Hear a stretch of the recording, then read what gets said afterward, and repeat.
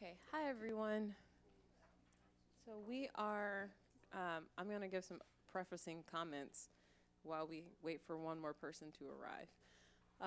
At least one more person, excuse me. So the XCAP special meeting of October 10th, we're going to, you can use that, yes. We're going to try to get started in a moment. My whole point of mentioning number of people is with a 14-member body, your quorum is 8. There are currently 7 of you here. So, do you have 8? No. Philip is staff. Yes. Carrie is here. You now have a quorum. Yay. The other reason that I wanted to take a moment is with it being a special meeting, we wanted to make sure we can be in this room because this is a good space for us knowing the amount of public participation we have. But there is a regular Human Relations Commission meeting at 6, so we will need to wrap up about 6. So if there are things that we need to continue into the next meeting or et cetera like that, we will do that. We don't want to interfere with our regular scheduled meeting. So did want to say that. So with that, and now we have a quorum. Hi, Carrie. We'll go ahead and get started. The first part, I'll do a roll call, and we'll go from there. Alrighty, so I'm just calling the names off the paper. Let me know if you're here. Greg, Barbara Best, yes. Phil Burton, Tony Carrasco, In Young Cho, Megan Kane, here. Larry Klein, here. Judy Kleinberg, Patricia Lau, here. Adina Levin, Nadia Nayak, here. Keith Rechtall, David Shin, and Carrie Templeton. Dave Shin is here. Awesome. I'll give you your name badge as well. Somewhere in the pile. Okay, so sorry. So we'll just do a quick welcome and introductions from the public that are here. If you'd like to state your name and your neighborhood, please do so. And also we will have about 5 to 10 minutes to take general public comment on things that are not on the agenda. So if you'd like to do that, also just let me know and then we'll have you line up at the microphone. So Roland, back in the corner, do you want to start? Just name and hello. Yeah. Yes.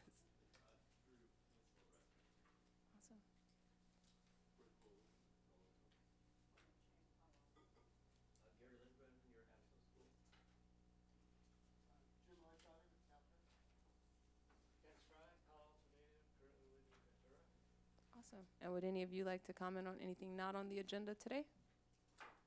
Awesome. You'll have some opportunity to speak on the agenda items. As well, we'll have some more public comment on the 2 items where there could be action, which are agenda items 4 and 5. Roland, go for it. So unless things have changed, I believe that you did open public comment to a non-agendized item, yeah. But that is not agendized. Is that true? We have it as welcome and introductions, but for subsequent meetings, we'll call it something more identifiable. All right, I had noticed that. And then the only question I've got at this point, you said 14.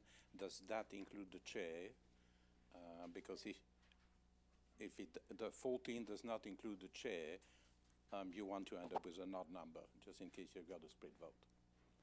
So 15 would be a good number. But 14 plus 1 works.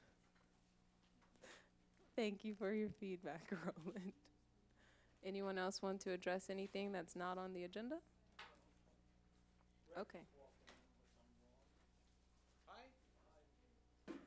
Great. And just for the record, Keith Rechtall and Greg Braille have both walked in. Great. So we're going to jump, pardon?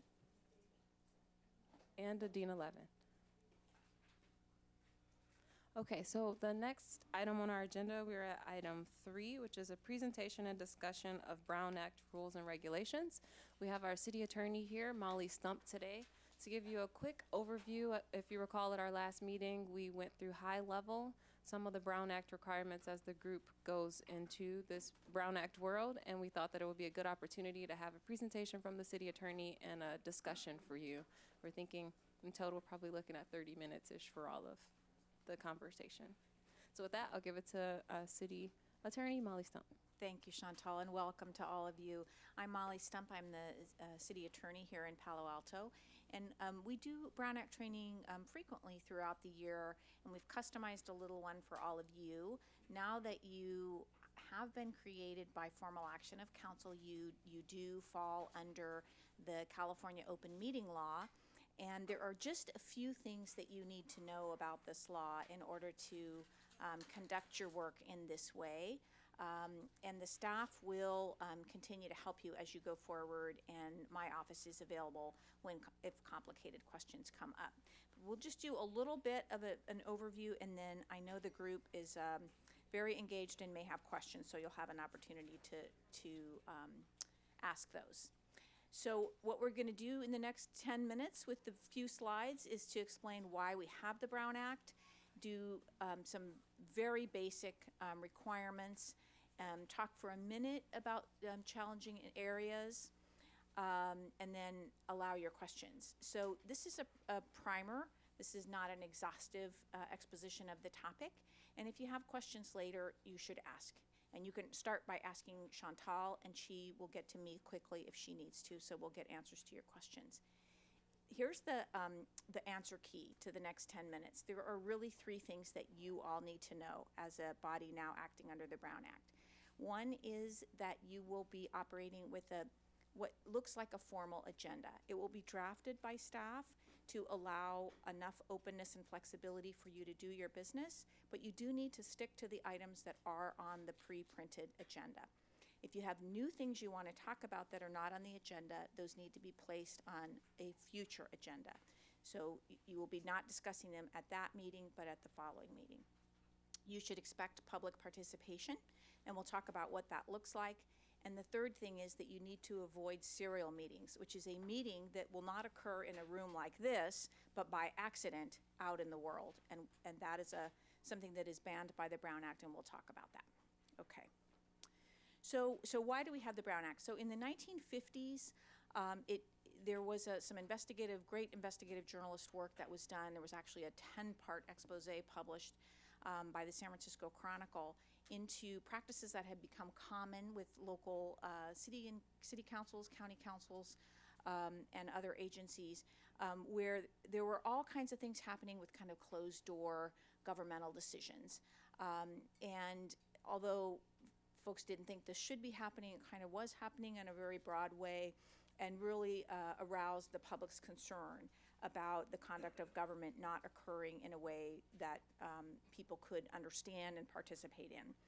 And so what happened as a result of that is Ralph M. Brown, who was in the Assembly at the time, teamed up with a gentleman named Bud Carpenter, who was the head of the legal division of the California League of Cities at that time, and they got together and they drafted the first version of the Brown Act, and it was passed in the late 50s, I believe, and signed by Earl Warren, who was governor at that time and went on to be an esteemed Chief Justice of the U.S. Supreme Court for many years. And the law has been amended many, many times since then. It has grown, but its core remains the same.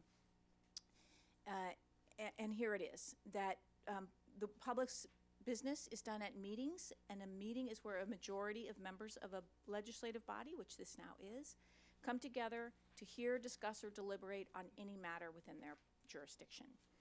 And that has to occur at a meeting, and there are definitions for what a meeting is. Okay, a meeting can include a formal meeting, it can include an informal meeting, it can include a retreat or a workshop. Here are the things that it doesn't include and you should not worry about. When any one of you are talking directly with the staff that supports this group, or with consultants, or with your neighbors or other members of the community, that is not covered by the Brown Act. You can have as many meetings and conversations, and please do. A big part of the work of this group is to connect the broader community to this complicated set of decisions that are before the city. And so you should be out talking to your neighbors, people at the soccer field, at the grocery store, et cetera, about the work that's going on here and about their views and hopes and fears.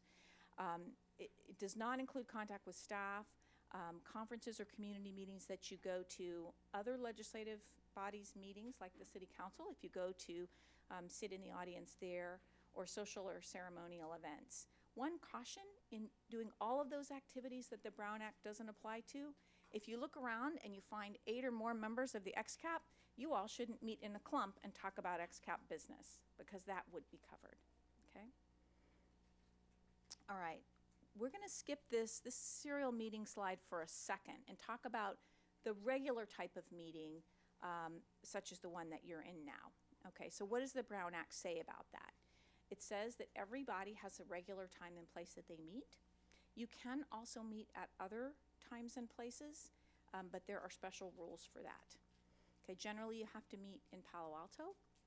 Telephone participation, I noticed some little back and forth about whether that was going to be allowed for this group. There is a way that that is allowed under the Brown Act. It is complicated. It is not required for you to use that, and that's a discussion that you as a body should have and have with the staff that are supporting you. And the thing to know is it does not come up at the last minute, that you can't make it to the meeting and you're going to call in. That doesn't work. So if you decide you do want to make an option for telephone participation available, we can work with Chantal to structure that for you. But what you as a member need to know is you need a lot of advance notice and work with staff to get that set up properly. Okay, so what does a meeting look like? It has a notice to the public that the meeting will occur and an agenda, which is a list of items. It should be a brief and general description, sufficient to inform interested members of the public what you're going to be talking about and whether you might take action. And that the reason for that is for them to decide whether they want to come here and watch your work and participate if they wish. Okay? These have to be posted in an accessible place and on the city's website 72 hours in advance of a regular meeting, which will be something you'll discuss today, your regular time and place to meet, and only 24 hours in advance of what's called a special meeting. So that could be on a different day, in a different place. One side note here, there's a lot of confusion about staff support materials or consultant support materials that might go along with an agenda item. The state law does not require that all of that material or any of it be available at the time your agenda is posted. What is required is when the material is available and provided to this group, that it is provided at the same time to the public. Okay? It is certainly Palo Alto's practice, and it's a good practice for sound decision making. When you have complicated material, you want to make that material available in advance so that people can prepare. But sometimes supplementary materials or last-minute materials are coming on a shorter time frame. That is lawful. We can even walk into a meeting with materials for the first time. For example, this PowerPoint was not provided to you in advance. I finished it 45 minutes ago. Okay? That's not unlawful. It's acceptable. Okay? All right, so when you come to the meeting, you have to stick to the agenda. If an item is not on the agenda, you cannot take action on it, and you can't have a discussion in any kind of extended sense. Now, we'll talk in a minute about public participation. The public can raise issues that are not on your agenda.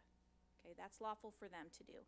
And many bodies have a practice, a working practice, not to engage with those kinds of pop-up items that come from the public. That's a good practice, but it is lawful, if you wish, to have some brief questions to the public to clarify what the concern is and direction to staff to look into it or come back, okay?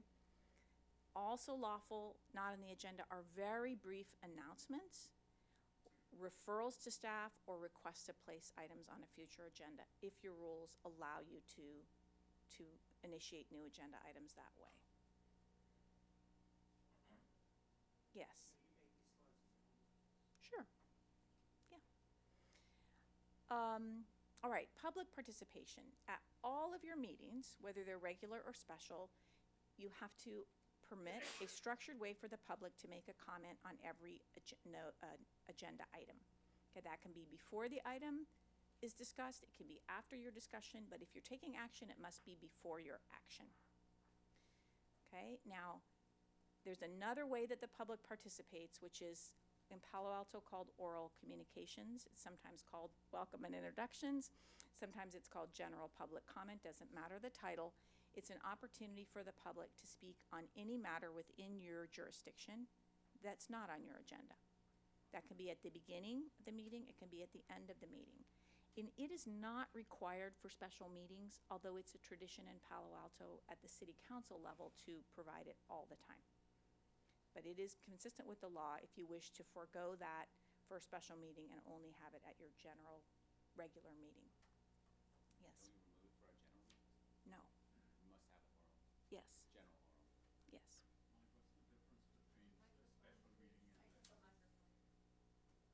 What's the difference between a special meeting and a general meeting? So a general or regular meeting will be what you're going to talk about later. You're going to pick a regular time and place to meet. It might be once a month. For our city council, it's the first 3 Mondays at 6 o'clock. And if they meet at the 4th Monday, that's a special meeting. If they meet on a Tuesday, that's a special meeting. If they start at 5, it's a special meeting. So it's any meeting that occurs at a different time than your regular meeting. Okay? And Molly, if I can add on, the regular we don't have a regular meeting yet for the XCAP because our meetings have been just dates that we have put on the calendar based Right. off a lot of availability. So part of the discussion this evening is if you want to have a first Wednesday of every month is our regular meeting, then anything altering from that would be a special. But for us thus far, every meeting we have is technically a special meeting. And you should have settle on a regular meeting time. It can be infrequent. It could be once a month or potentially even less frequent than that. But it would be good for this body, given its mandate, to have some regular meeting time. Okay, so the public comment process. The public can talk about anything within your jurisdiction. Again, if it's not on the agenda, you accept the comment without comment, or there can be a brief response, a referral to staff, etc. It's okay to set reasonable time limits. They should be consistently applied to all speakers. Speaker cards can be requested, but they're voluntary. People have a right to come here and speak without identifying themselves by name or address.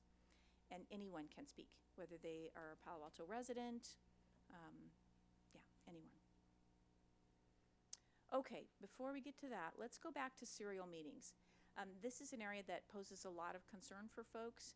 I think given the size of this group, it should be relatively easy for you to manage. So here's the situation. You know you're in a meeting now because there's a formal agenda, you were called to this place, you're sitting around before microphones. But if a majority of this group in a different place and even different times ends up getting together and talking about an item, what do we think about closing Churchill Avenue at the crossing? A majority of you gets together and talks about that, not in this room, and not with the knowledge or the structure provided by the staff. That is still a meeting, and that's not okay, because you haven't done that at a place and time where you've informed the public and allowed them to come and watch you do that discussion and participate and comment if they wish to. So that's called a serial meeting, and it can happen in a number of different ways. 2 classic ways are the daisy chain and the hub and spoke. Okay, so the daisy chain is if all these people speak serially, perhaps over a number of days. Phil talks to Larry, who talks to Dina, who talks to Judy, who talks to Pat, who talks to Nadia, Keith, Dave, Carrie. Boom, you've hit over your quorum, you're now a majority, and you've possibly had a serial meeting. Okay, given the size of the group, it's not very likely that this happens by accident or inadvertently, but it's something you should be aware of. The other way it can happen is through a hub and spoke, where there's one person, sorry Larry, I picked you, Larry knows these rules very well. He goes and talks to one group at a coffee shop, and then he goes down the street and he gets their opinions and thoughts, and he talks to another group. And he's the person who's connected then more than a majority of the group. That also is a serial meeting. Yes, Tony. I'm just wondering what talk to means. Because if you're just saying hello, is that a violation, or is it that subject? Or is Yes. it the subject that you bring up? It's the subject that you bring up, but so certainly hello is fine. And also, what do you think about the Giants, or how, Stanford's playing so well? That's all fine. It's items that are within the jurisdiction of this group. We used to think, and the law used to say, it was really about deliberating to reach a decision. And there were a lot of sort of loophole behavior kind of going on around that. And now the legislature's expanded to say discuss. So if you just have a general discussion, that counts. That's not supposed to happen at the coffee shop or through a series of telephone calls. That's supposed to happen in the public, where the public can participate. Yes? If we say we need to talk about X, if we need to say, we really need to discuss X, is that already So a serial meeting? that kind of logistical setup, we have to move the meeting, can we move it to next Wednesday? Or we think we should talk about this topic, is not a violation, but caution, because the very next thing after we need to talk about X is why we need to talk about X and how it connects with Y. And before you know it, you might be having a conversation with people about sequencing or strategy, and you've gone too far. So really, those kinds of discussions, my recommendation would be take them through your staff support person. Okay, contact the staff support person and say, I really feel we need to talk about this topic. And I think tonight you'll talk about designating a chair and a vice chair, and those folks typically work with the staff and are gatekeepers on the agenda.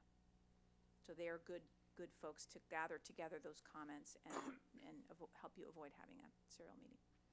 So one way that this can happen inadvertently in the modern world is through email or conversations on social media, or messages passed through non-XCAP members. I forgot to point that out to you. There can be intermediaries who can stumble into actually causing a Brown Act violation by accident. If you go to meet with some folks who are concerned about these issues and they're not on this group, and they say, well, we talked to this group of XCAP members and they said, you want to stop them and say, stop, please don't share with me what other members are thinking. Let's just you and I talk about what the issue is, okay? So you want to avoid having people bring you comments and thoughts of other XCAP members. The email situation, it's something that members of this group probably, people who've been on the group for a while, may have used quite freely before the Brown Act applied, and it's something to be cautious about now. It's very easy to hit reply all and have a substantive discussion through email. That is not happening at a meeting, and that can be a serial meeting. Social media also can be a difficult area. We're going to, at some point, not yet, have some court decisions on this where we find that, where people are in an area where they're chatting back and forth, whether it's comment section attached to local media with a story that's relevant, or it's on Facebook. There's a Facebook group that's talking about these issues. The issue is not, it's this group deliberating with itself. So that's what you want to watch for. And so since you don't always know who else is on those forums, it pays to be cautious about participating in them. And if you have specific questions about that, we can try to work through it. I just have one more comment to you. I was asked to just make sure that you're generally aware that when government members of a local government decision-making body or your staff create documents, and that can be anything, text and email, a voicemail, a written piece of paper. Those are generally, they belong to the people. And in general, they're provided if any member of the public wants to see them. And so you all should just know that as you're doing this work for your community, that your communications to and from the staff, potentially with each other, are not necessarily private. And so, just you're all professional, polite, respectful people, and you'll be communicating that way in writing. so that will be fine. If requests are made, then you could get a note from the staff saying we have had a request for a certain group of documents. Please search through your materials and forward any items that are of this type. And then the staff will decide whether those are needed to be turned over to the person who's requesting. So if I take notes of this meeting, I create a Word doc for my own use only, is that considered public? So notes that are not kept in the regular course of doing work are not generally considered to be public records. So I keep notes as well. I don't keep them. I work through them and recycle them or shred them at the appropriate time. And those are generally not considered to be public documents. If you are the note taker for the group, that will be, yes. Also, one more question. When you say be asked to provide, does that mean our documents, our devices will be taken by a third party and subject to a forensic examination? We do not do that. We ask you, though, because most of you will be working through your own personal or institutional email addresses and on devices that are not owned by the city. We obviously don't control and can't, independent of you, search for responsive records. So we will ask you, and we will assist you if you need help knowing how to search your material, but we do not take your device. Back on the social media aspect, and you mentioned earlier discussing logistics. So for example, could I post on an open forum XCAP meeting on this date? Or since that open forum could be seen by the entire group, it skirts that line? That is perfectly fine because it's just really is completely non-substantive. You're just putting out the date and time and encouraging folks to attend. Please do that.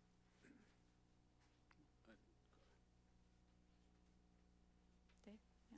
So a question about the group eventually needs to come to consensus, and this Brown Act is sort of in the way of trying to get to consensus. Not that the Brown Act is not a good law, but will this take longer with the Brown Act? Our decisions will take longer.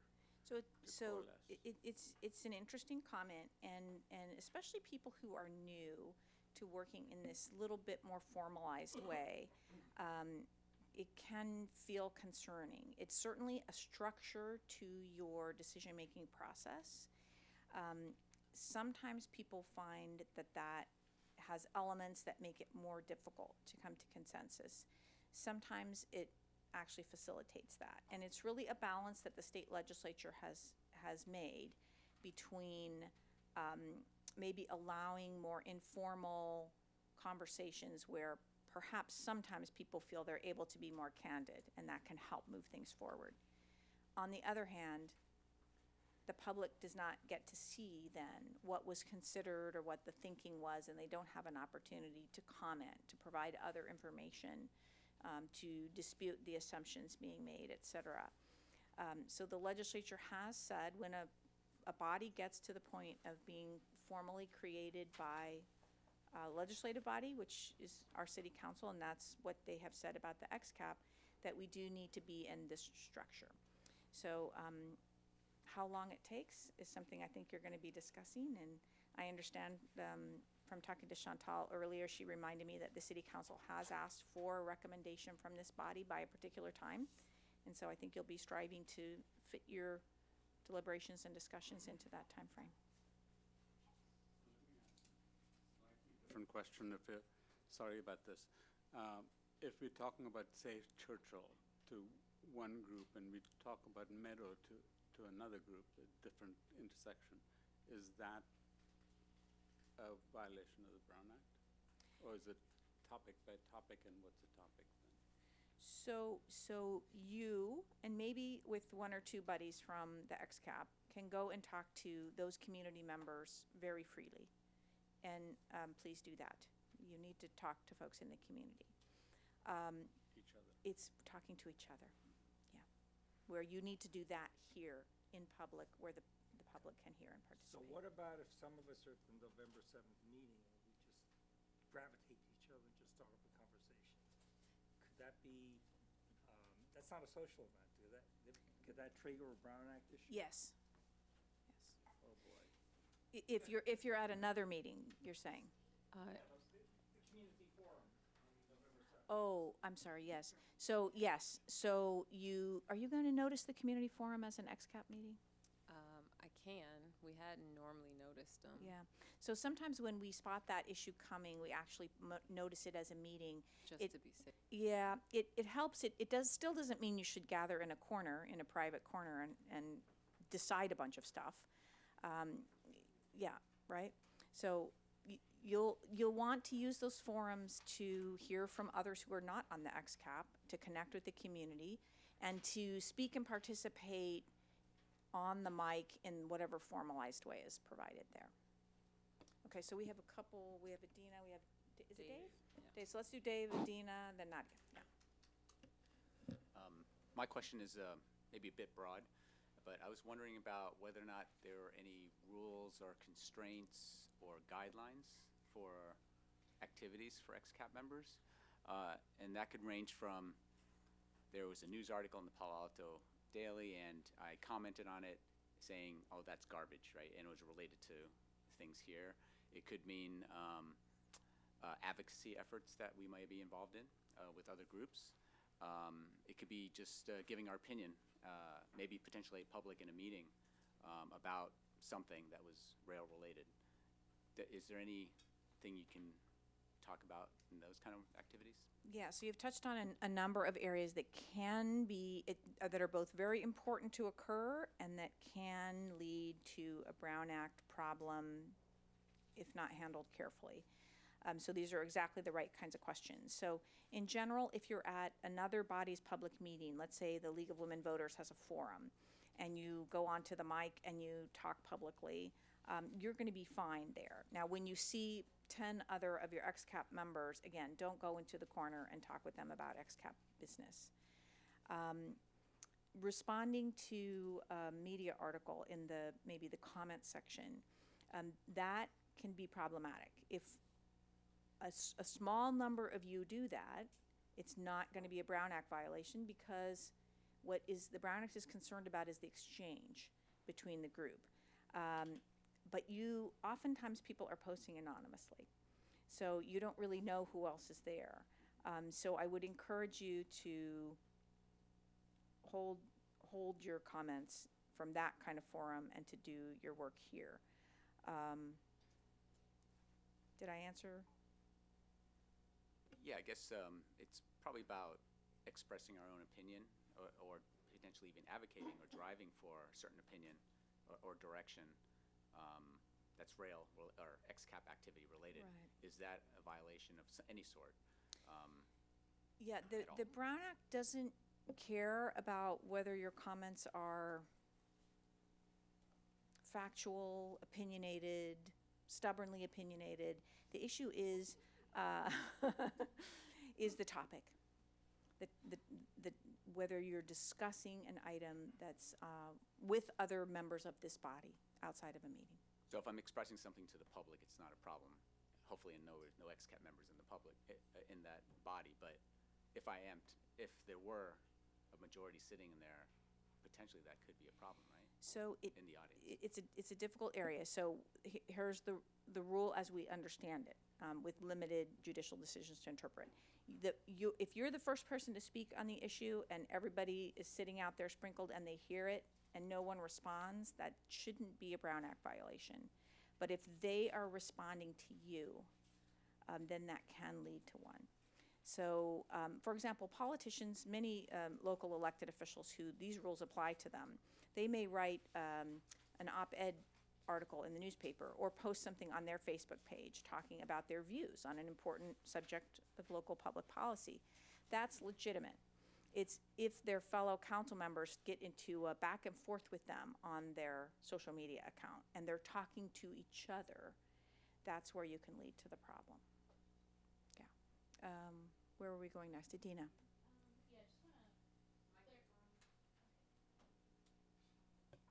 To clarify that I understand how this works based on serving on more than one other Brown Act body. And that is, for example, another body that I sit on is the MTC Policy Advisory Council. And that body gets here's a wide variety of issues. So for any one issue, because a Brown Act pertains to talking to a quorum's worth of members, you can identify a small number of Brown Act buddies that you're making sure not to exceed that quorum and that they're not talking further to exceed that quorum. And there are topics that can be very disparate. So I can identify one or two people I'm going to talk to about regional transit fare integration. And then there might be another topic that is about disability access to TNCs. And maybe I want to talk to one or two completely other people about that topic, which has no overlap. And I think that's okay.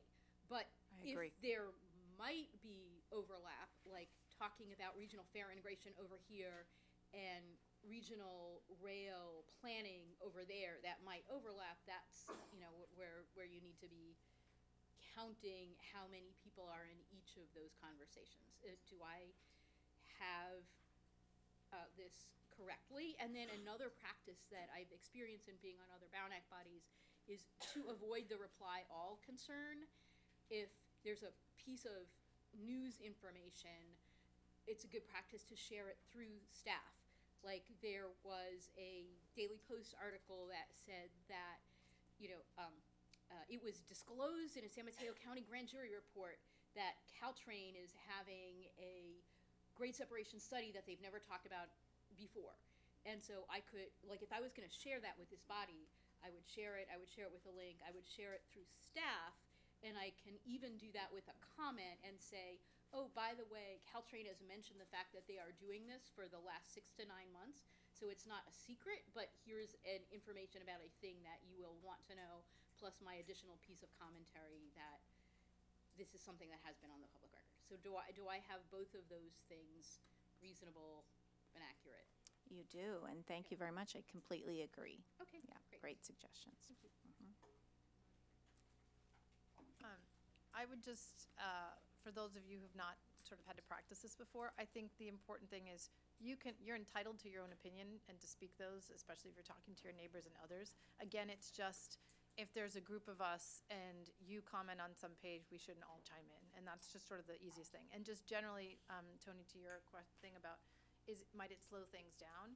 I think previously the agendas were very controlled by what the staff needed to get done.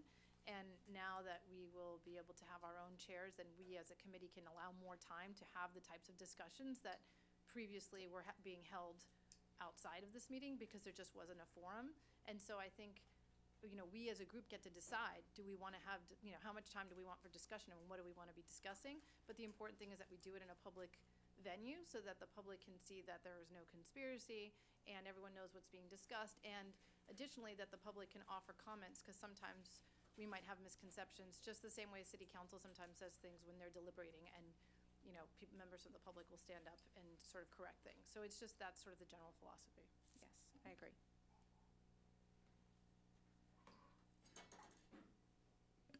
What happened? We violate this. Yeah, I left the remedies page off. So if you think that something has happened, hopefully inadvertently, please let the staff know, because the first obligation is assess, and if there's been a problem, try to fix it. And it usually, and so the law is sort of kind and generous in that way. It really wants this to be worked out, not for people to be punished. So typically what would happen is if there had been an offline discussion, then, and we looked at it and we said, yes, there's been, this has occurred, that would be brought then into the meeting arena so that the public could be aware that it had occurred. It can be the case, and you occasionally read about this in the local paper, that an actual decision has been made that was made outside of these rules and in conflict with the rules, and a court can undo the decision and send the process back again, and there can be attorney's fees associated with that. In theory, there can be a criminal prosecution. Since the 1950s, when this law was adopted, There's never been one anywhere in the state. So it is in theory available for a malicious violation, yes. Can I ask a related question? Someone, I think Nadia asked in an email, are we protected from lawsuits now that we are serving on a Brown Act? Or more unprotected from lawsuits than we had been previously? So that's it's both a simple and a complicated question. The simple answer is when you're doing work for the city, doing it in good faith, attempting to grapple and having whatever opinion you have about it, which is completely legitimate. The city will defend attacks on that decision and decision-making process, and there are lots of what we call immunities in the law to protect persons such as yourself from any kind of personal or individual responsibility. The reason it's not, the discussion can't just end there, is there are very unusual circumstances in which people act in a way that is so outside the project that's before them, or so malicious or corrupt that those protective rules may not apply. And the other thing I would say is that if anybody actually feels that they really want to consult with their own counsel about this endeavor that you're undertaking, please do so. I don't wish to discourage you. And I'm happy to talk with anybody's representative if anybody has questions. But the simple answer is, yes, you're protected by the city, and don't worry about it. Do your work and do your best. So the only thing I would warn members on, and I'll put this out to the community, is that often we've gotten emails from the community where more than one XCAP member has been copied, and so those are the emails that you really don't want to do the group all reply. That's, if you want to respond directly back to that person, that'd be one thing, but just don't, that's where you can run into a really bad Brown Act violation. So just, I would caution everyone about that. Thank you. I got from Chantal. Enjoy. And if there are further questions, thank you so much, Molly. If there are further questions, follow up, feel free to send them to me and I will get them to Molly for sure. Thank you. So with that, we will go to item 4. Oh, public comment? Yeah, we'll take public comment on that. If anyone's interested, please line up at the microphone. And this is about item 3, specifically on the Brown Act. Yes, Susan? Oh, I just had a quick question, 2 quick questions. If members of the public had topics or discussion points or something that they wanted the XCAP to consider including in the agenda, would it be possible for us to communicate in written form? And if so, do we go through the same process that members do, like send something to you as staff? And is that a possibility? Or are we restricted to our 2 minutes?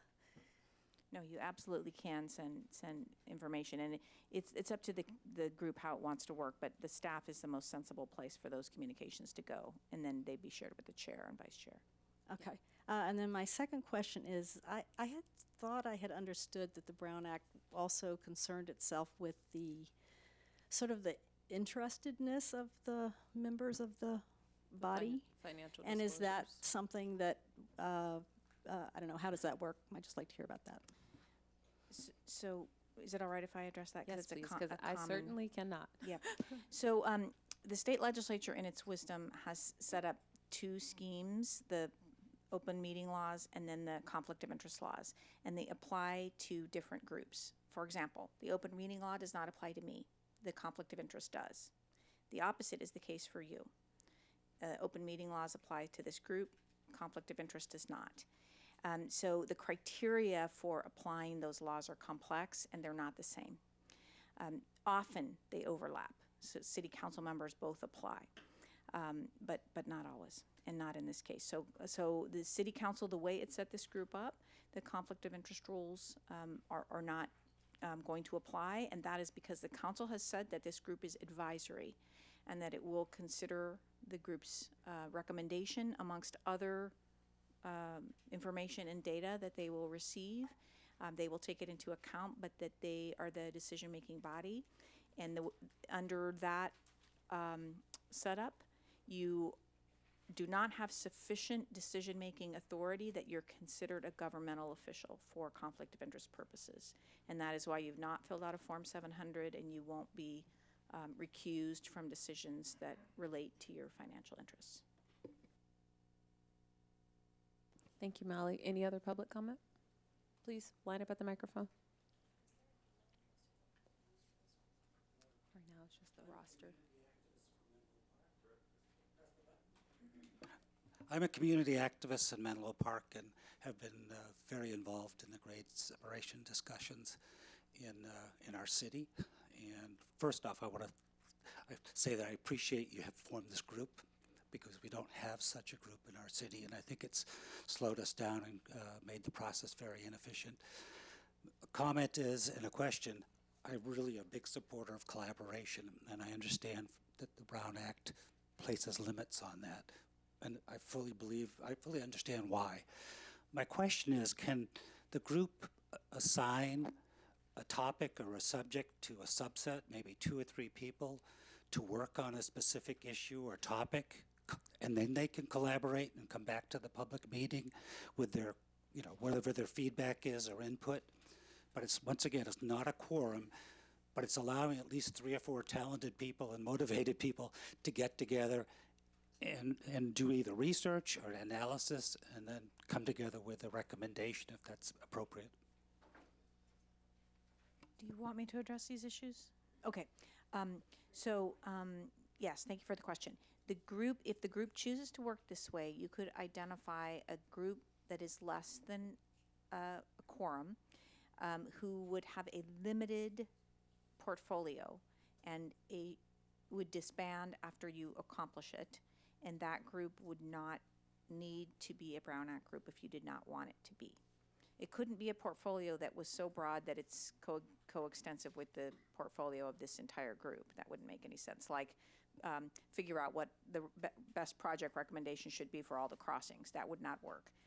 It's obviously an end around. But if there's a limited issue that you want the group to tackle that could be done, that's an option.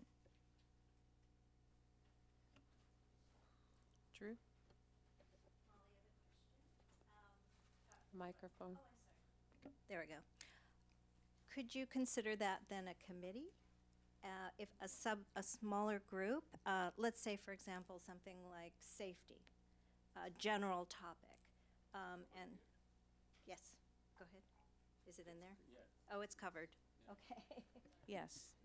We typically call that an ad hoc committee. Yeah. Okay, just quickly, and I might have missed it, but what's the number, like what's the quorum number that we need to make sure to stay under for Brown Act purposes? 7. Thank you. Because you have 14, I wouldn't get as far as 7. Yeah, arguably it could be, but don't go there. Yeah. Drew? Yes, I'm wondering 2 things. One's a clarification. There was a comment about having like a phone meeting or stuff, and where I've seen it, like I was hearing it was really hard, and I thought it's not.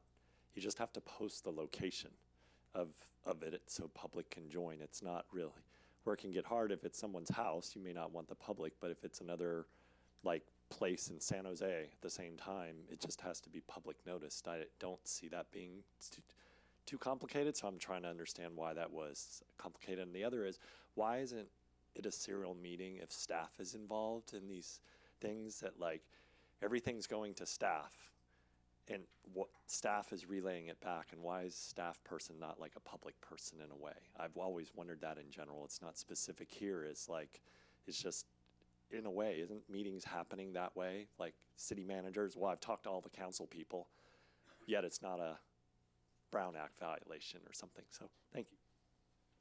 So I think on the second one, you and I can chat a bit maybe later, because it's a not long and nuanced discussion. But on phone things, there's two complications. One is it has to be noticed in the remote location in the same way it's noticed here. So 3 days in advance, it has to be a location that's open and available to the public, and the notice has to be up that entire time. That's proven to be difficult. And the other thing is logistically, it's just hard to handle. And if you have more than one and you've got people calling in, it's hard to hear, it's chaotic. So I would encourage you not to provide for phone participation, but it is legal.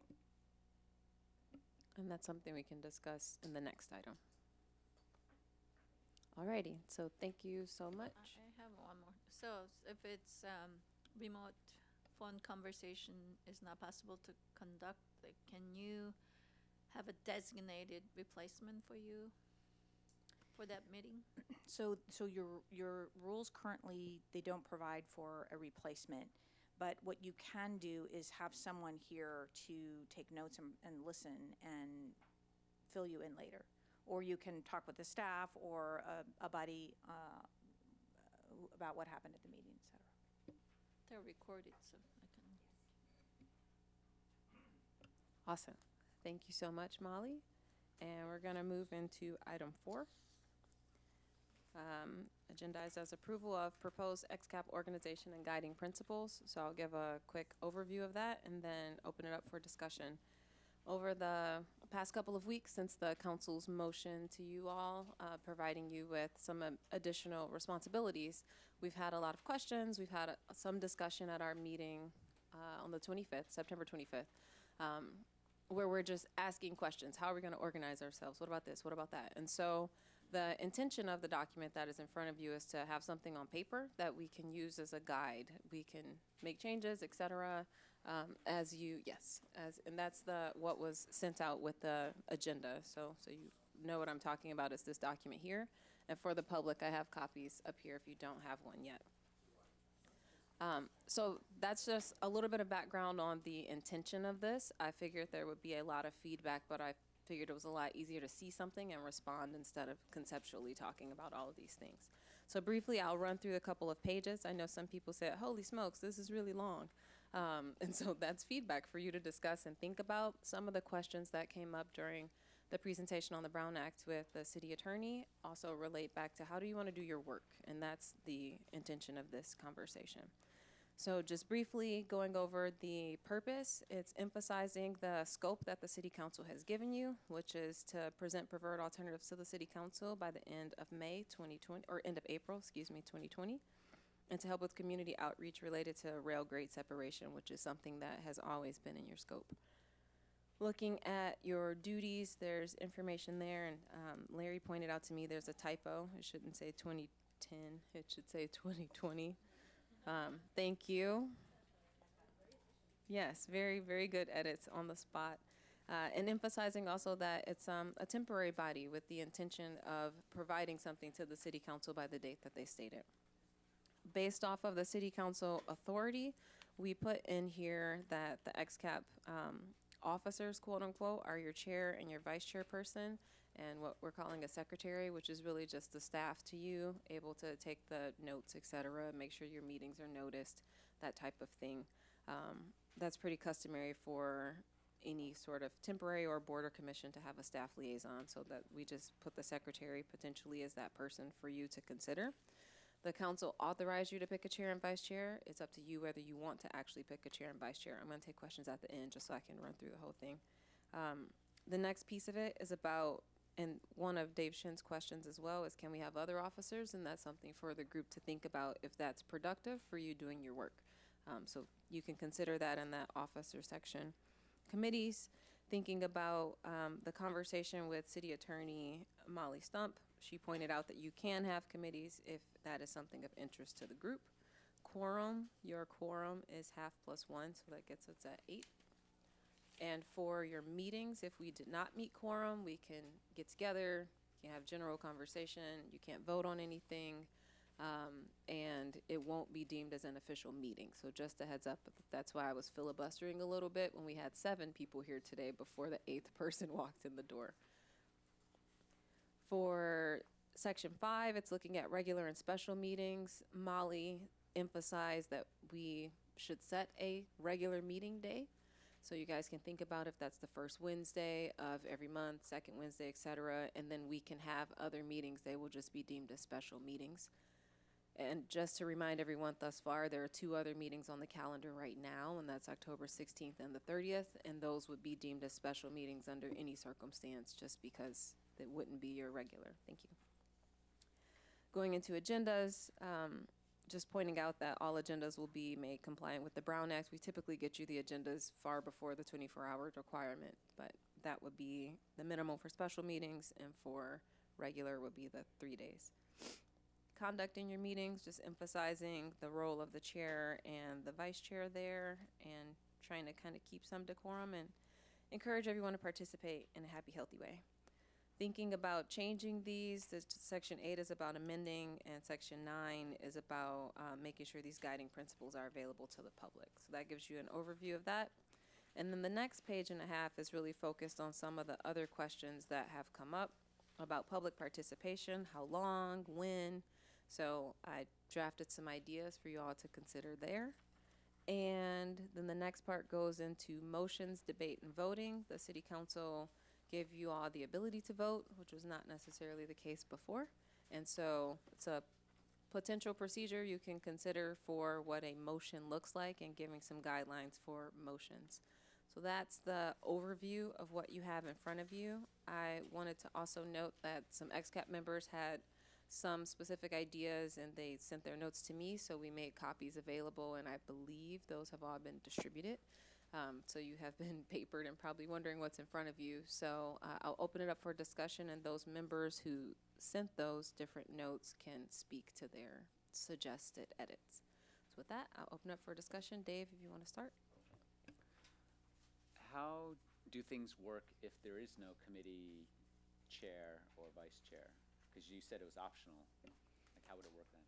So previously, you have always had a facilitator, which is Eileen, that ran your meetings. And right now, in the absence of Eileen or a chair, it's staff. So it could just be however you designate someone running your meeting. Tony? In the document, it sometimes says vice chair or co-chair. Are they the same? Or So the funny story we had at our September 25th meeting, the council technically said a chair and co-chair, but everyone said, what is a co-chair? And do we want a co-chair or a vice chair? So I just put it as both. So it's up to you. Nadia? So on the issue of chair, vice chair, co-chair, my understanding, so the comp plan committee had co-chairs. And my understanding is that the reason for that was there was a perception when there's kind of when there's a body that's formed and there's a perception of us and them. So in the comp plan case, they had one person who was like a more pro-development person, and they had one person that was a neighborhood person.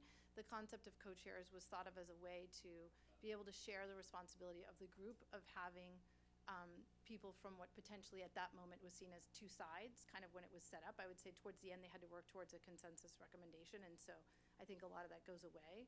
But oftentimes the role of co-chair versus a chair and vice chair is used for that. So it was used for the SOFA 2 plan.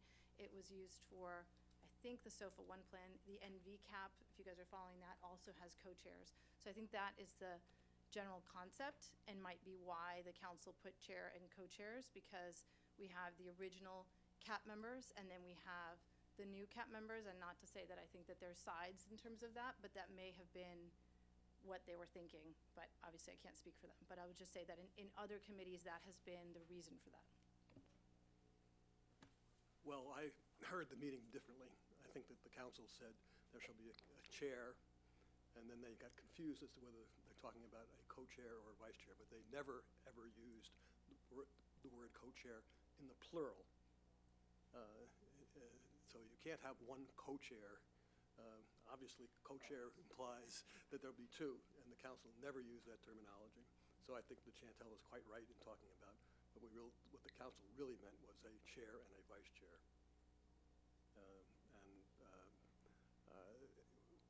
In an organization like this, where we have a short period of time to work, I think you need to have a line of authority. You start with one person, and whose decisions are subject to this group, but I don't think you want to have the delays that are going to inevitably occur if you really wanted to have two people having to come to an agreement on almost anything.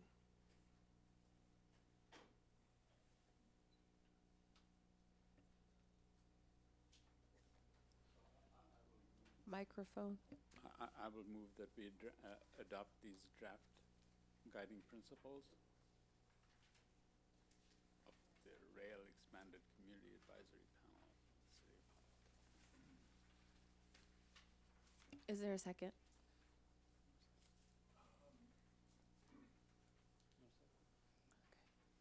Sorry, Tony. Sorry, Tony, that dies. There's some highlighted things. Should we walk through the highlighted items? And for example, there are some questions. Just to here. clarify, those highlights are mine. So if you're looking at anything Oh. that has a highlighted color, those are that was part of my distribution, which hopefully all of you in the audience also got. So I did not get one without highlights. There's also highlights in the staff one as well, Nadia. never mind, I take that back. Mine is the one, and I think they both have the same title. So Chantal's has agenda item number 4 in the corner. That's me. Yeah.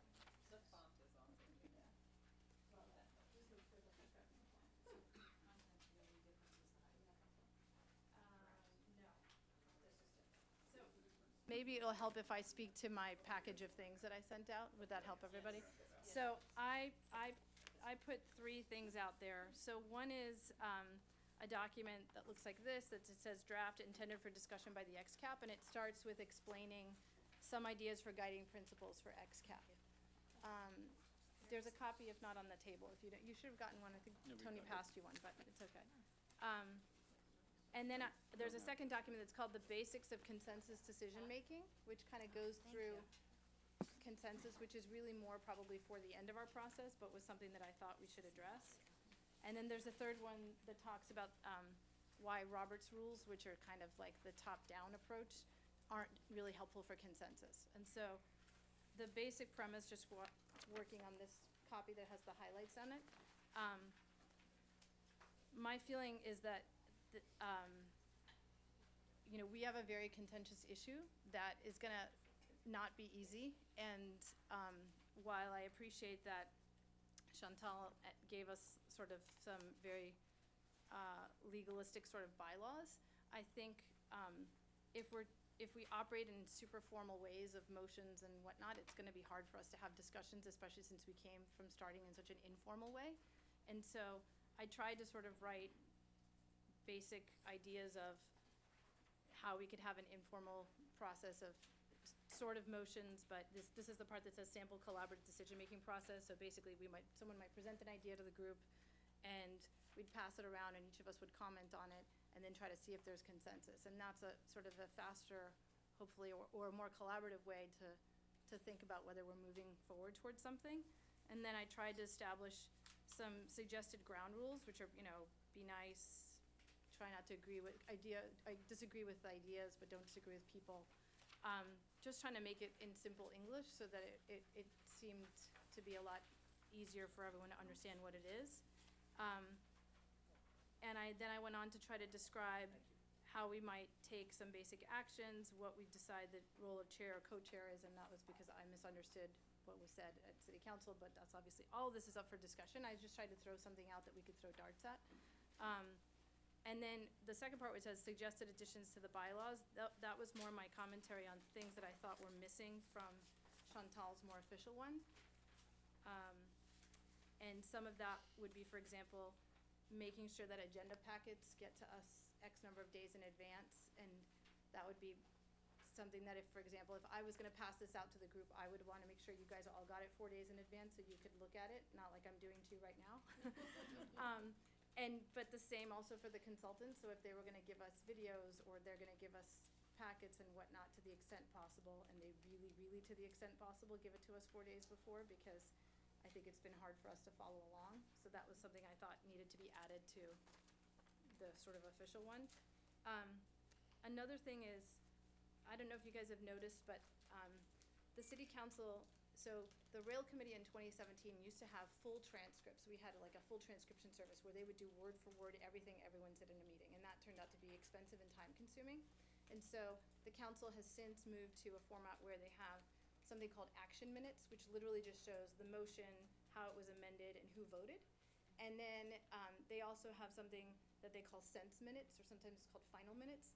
And what that does is it has the same, what the motions were, but it also might say, Tony raised an issue about Churchill, and Pat raised an issue about safety issues. And what it does is kind of give you a broad sense of where the discussion was, and it's meant to serve as a guide so that when people want to go back and watch the video, they can look at those sense minutes and have a sense of where they are in those meetings, because these meetings can be long and sometimes, and the reason for that, and the reason I think that that's important going forward is that having spent a lot of time at the archives, these kinds of decisions are the decisions for the next many, many decades, and people may be going back to understand how we ended up where we ended up.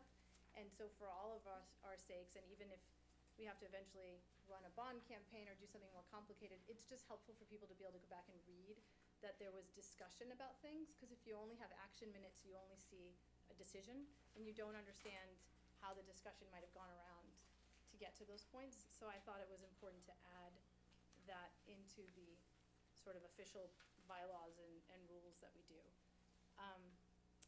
Another thing was that I thought that we should have the list of written questions that we keep raising issues, and you may or may not have noticed, but Eileen did sometimes, she would have a list of the questions and responses, but those were never distributed to us, so unless you went back to the website to look at those answers, you couldn't see those. And so something I thought might be important in the future is to have a running list of questions so we could formally add questions onto the record, and then each meeting, there could be kind of a list in the back of questions that were asked and what the answer were, or if they're working on it, or who's supposed to get back to us, so we don't lose threads. I feel like oftentimes we keep asking and raising issues and we keep losing those. And then I did think it was important that we try to establish a rule about attendance. So if I know that sort of once we decide what our rules are, then we have to talk about what our meeting schedule is going to be, and I'm sensitive to the fact that these might take a while, especially because we're going to be doing all of our deliberations in public. But I do think it's important for members to be able to attend as much as possible, and if we have members that aren't able to attend for many consecutive meetings and then come back at a later date, it's hard for them because catching people up can be difficult, and so I thought that we should probably figure out how we want to handle absences. I also, let me just finish two more and then I'll let you. There also wasn't any language about if anybody has to leave the XCAP, how do we appoint new members? And what's the process? And how long does that take? And how does that delay our process? So I thought maybe we should discuss that. And then afterwards, I wanted to talk about defining consensus, but I'll stop there because I don't want to dominate this conversation. That was just I threw this out as a guideline, and maybe one of the things that we decide is that we might have to come back and everyone can have time to look at these and give their feedback, or we can do it now, whatever you guys want. We have Phil and Larry. Okay, so forgive me if this was discussed. I had to step out. We have an electrician at the house now, so I had to deal with that.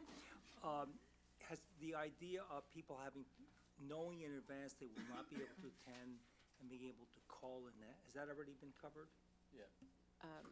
It hasn't been within this item 4 discussion. Whether or not the group will allow it or not has not been I can only discussed. say, without going to the details, I will not make the October 30th meetings, and I may or may not be able to attend meetings from December to February. That is in person. I can attend all those by phone. In the previous discussion about the Brown Act, it sounded as if dial-in was extremely complicated. It was not like, for instance, in 2 weeks, if I'm in a hotel room, I would have to have a public meeting in my hotel room. No, I appreciate that. So when I heard the word complicated, I Yeah, anticipated. it doesn't sound like it's practical. No, well, Greg, I heard it different. I heard it can't be ad hoc, last minute. It has to be planned, anticipated, it may be documented in some advance, but maybe even reasons. In my particular circumstances, none of that would be an issue for me. And I think that, if I can summarize sort of high level, there's a couple pieces of it. One is whether or not you want to allow people to call in. So that's kind of a base question for you. The logistics of it then is the second piece, that you're aware of it. So you can think about, if you allow it, how often you allow it, maybe no more than 4 times over the course of your next 5-6 months of work. 6 months of work. And then the other piece of it is just being aware of the pieces that the city attorney called out, which is the Brown Act requirements of it. We will need to know far in advance. We will post exactly where you are. You have to be there, and you have to allow members of the public, even if it's in Japan and it's a random Japanese person, they also have to be able to come to your hotel room and listen to this meeting. So I think that's the way to think about it. Do you want to allow it at all? If so, how often? And then the logistics is the piece of it that I'll make sure we're compliant with whatever the Brown Act And that's requires. exactly the situation I'm in, which is why it sounded impractical to me. But maybe it is not for you. And you wouldn't have to. I'm sorry. Larry.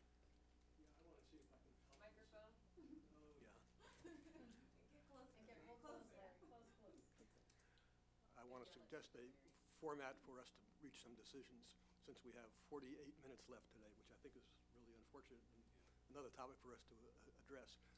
I want to suggest a format where we can focus on one issue at a time and get us to a decision point. And it seems to me that the staff report is a framework for that.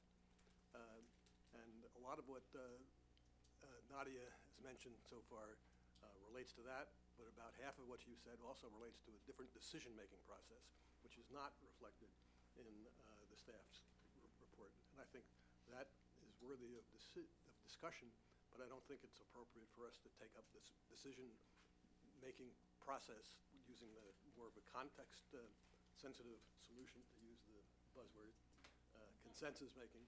And I would put that portion of what Nadia is suggesting off for another day, after people have had a time to digest all that she's provided in her usual extraordinary way. But I would use the format, and this really gets back to what Tony had suggested. And it seems to me it's a tried and true method. We'll get that get a motion on the floor, and then you can go through it section by section and say you agree or disagree, so we can wind things up. So with that in mind, I will try what Tony did before and move the staff report. That doesn't mean I agree with everything that's in it, and I have a bunch of amendments that I have, and maybe other people do as well, but I think we need to have that as a template to work with. So move. Second.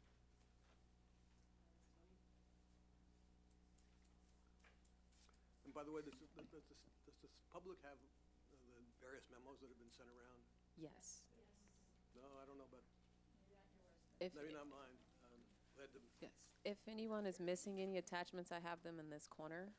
And there's a Yep. and there's a motion on the floor by ex-cap Commissioner Klein and seconded by Tony. And so now it's open for discussion. Carrie, you have the floor.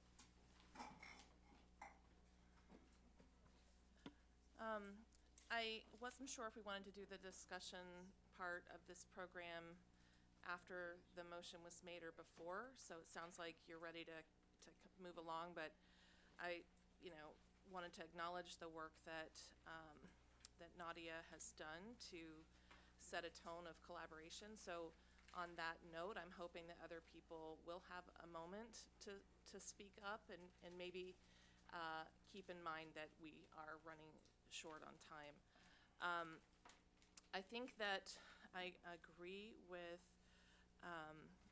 Larry that a lot of the collaborative suggestions in Nadia's document are possible within the framework that was suggested. Specifically, actions and discussions of actions can happen any way that we choose. So I think that we do still need to be able to make motions and vote on them and all that stuff. So I think that part of the framework that was proposed by Chantal is the starting point. So I agree with that. And then my only question is, and this can be an amendment later, but I would love to see us think about how to arrange our turn-taking for discussions at those collaborative moments, if that's going to be chair's discretion, round robin, a stack, or something like that. So anyway, I'm in support of this motion.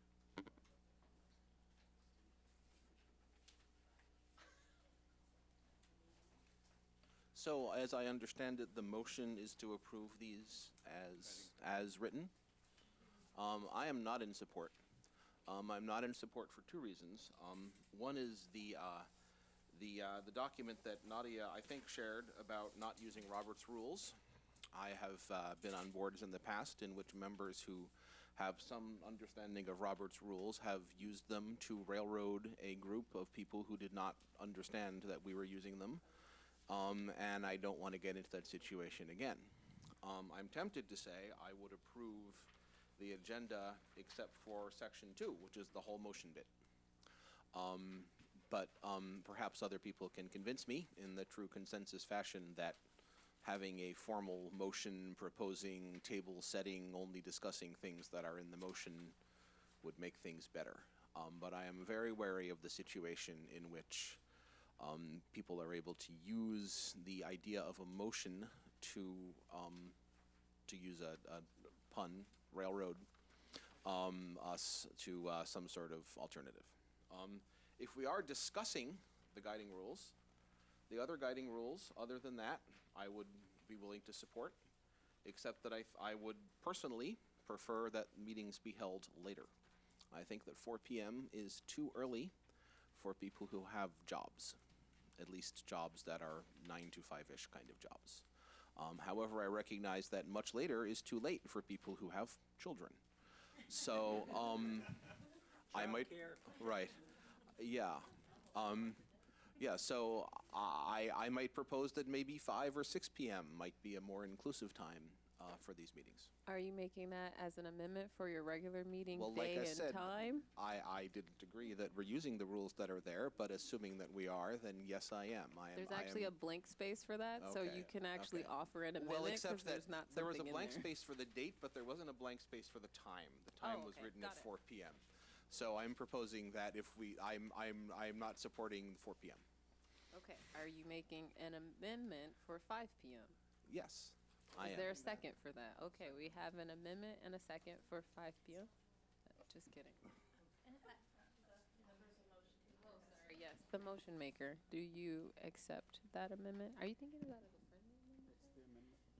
I think, can I, I guess if we're following Robert's Rules of Order, then I need to like wait for this as opposed to My jumping free in. time. We're jumping So if around. we are not yet using Robert's Rules of Larry, Order, I think this is a point of order. example Adina, give me Yeah. 1 second, please, Larry. Thank you. First, Palo Alto does not use Robert's rules. We got it reversed. That Palo Alto, for years and years, as long as I've been around, we have not followed Robert's rules. So we do follow some type of general understanding that you are going to have motions and amendments and so forth, and people discussing them in some type of orderly way. And if we're not going to have that, it's really intriguing as to how you're ever going to reach a decision, but that's another discussion. But no Robert's rules. I think we ought to have a vote on this. As somebody who doesn't have kids at home anymore and doesn't have and is retired and doesn't have a job anymore, I'm sort of neutral. So I think we ought to have a vote as to whether it should be 4 o'clock, 5 o'clock, or whatever else. So I don't accept the amendment. Adina, then Carrie. So on the time and then on the decision process. So on the time, having a somewhat complicated schedule, whether 4 is better or 5 is better, actually depends on the day.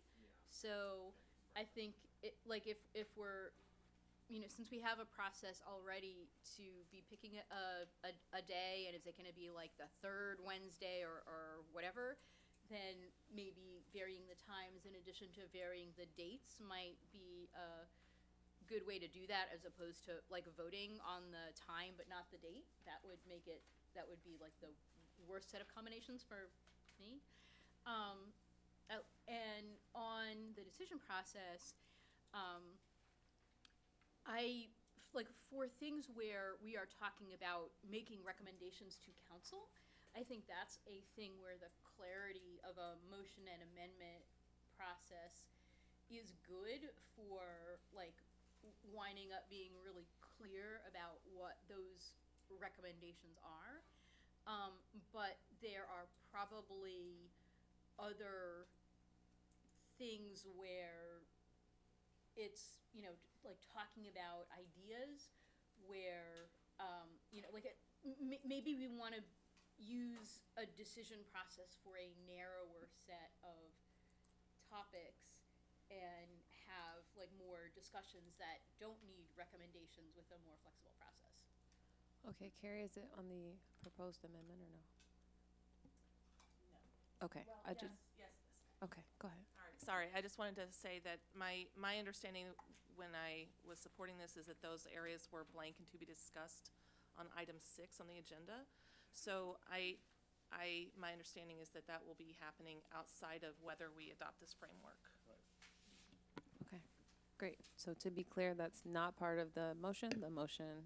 The original motion then stands exactly as it was. Okay, further comments on the guidelines in general? So clarifying question for the motion maker and the second. Is this, Larry, including your edits? No. Okay. I think it's section by section. As we go down the list. Yeah. Other people should as well. So the question that Nadia was asking and Larry was clarifying is, for the motion itself, the motion is to adopt the guidelines as presented, and for process-wise, to just go through them by section, and if people have proposed changes, that we address those proposed changes in each section.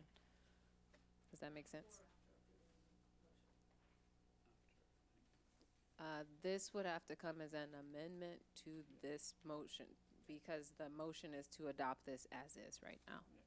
This being the staff drafted guidelines. So I'm sorry, the document titled Draft Guiding Principles for the Rail XCAP, that consists of 1, 2, 3, 4, 5 pages. Is that what we are voting to adopt? Yeah, and yes, the one that says agenda item number 4, October 10, 2019 in the corner. All 5 pages. All 5 that would use the pages word are what guidelines, is that's what you mean. in the Okay. current Thanks. motion. And so if there are proposed changes to what's drafted here, which I believe people do have some thoughts, those things need to be communicated before a vote is taken on this document. Mr. Klein. Yeah, let me make what the motions that, the proposed amendments that are in my memo that I think everybody has a copy of. And let me just read them to make sure that everybody understands what I'm suggesting. So Larry, can I jump in just to make sure everyone knows? He's referring to, if anyone doesn't have an email from Larry Klein to myself, Chantel Gaines, it's this one-page document that summarizes the changes he proposes right now. And I do want to come back to the times. I think that we have 13 out of the 14 members that are here. And why not hear what the preference is, whether Wednesdays are better than Thursdays, or 7 o'clock's better than 6 o'clock. Yeah. Yeah. Well, it's in this. So either way, I just want to make sure that people have a right to say what they think it ought to be.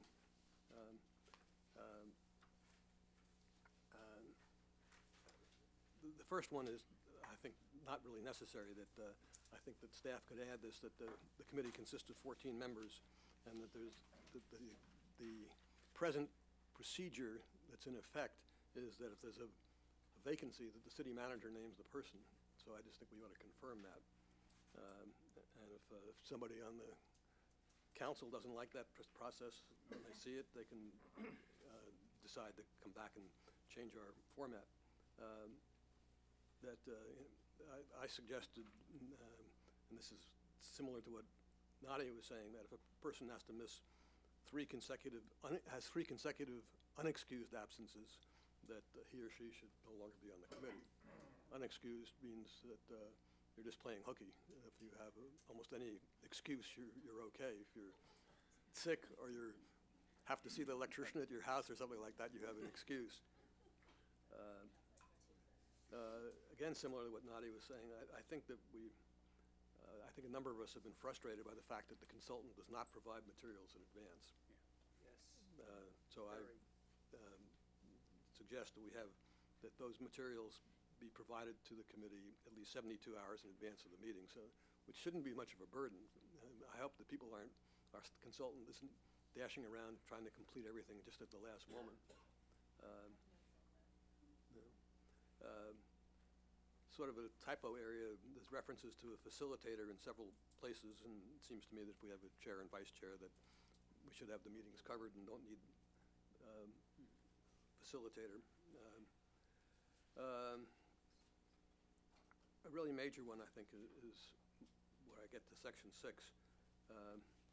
and how our agendas are being prepared.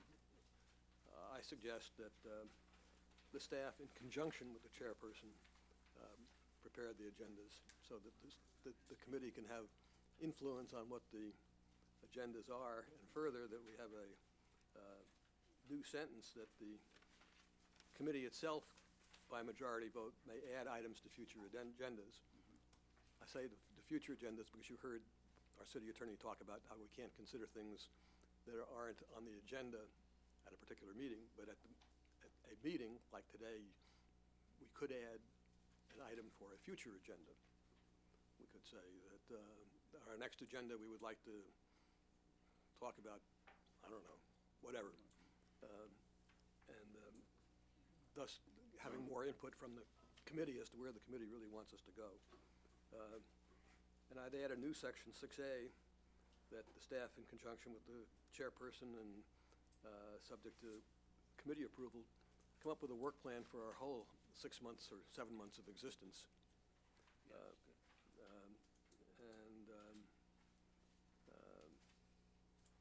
Those are the basic ones. On the procedural rules, which are the last couple of pages, I would give the public 3 minutes instead of 2 minutes to speak, and that we hear from the public either at the beginning or the end of the meeting, depending on what's on the agenda that day and how many people, and leave it up to the chair's discretion as to whether it should be at the beginning or end. Not a major point, but I think that we want to have some discretion there. So those are my thoughts, and I will so move that we adopt those changes. So would you be open to a friendly amendment? Yes, I will, if you never use the phrase friendly amendment. Okay, again. how about just, Are they There's no such thing as a unfriendly? friendly amendment. What is You can use a bunch of different references to how to run meetings. fabulous, how about, Okay? so I'd like to make an amendment, and I'm not sure which is the appropriate section, maybe 6A, but I'm not, that a written list of questions for city staff and consultants shall be maintained and available at each meeting with formal responses included as part of the agenda packet, similar to what Apex Strategies was doing for XCAP meetings. So this is the idea of any questions that we're raising as a group are getting logged and are a constant something in our packet.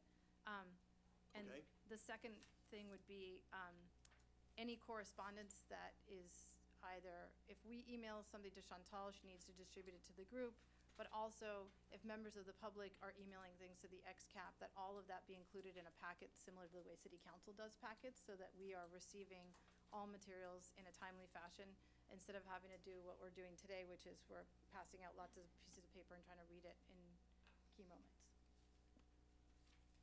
I'll accept that as well, but I have to ask whether the seconder, I don't know who the seconder is. Yeah, Tony, yeah. whether you accept that or not.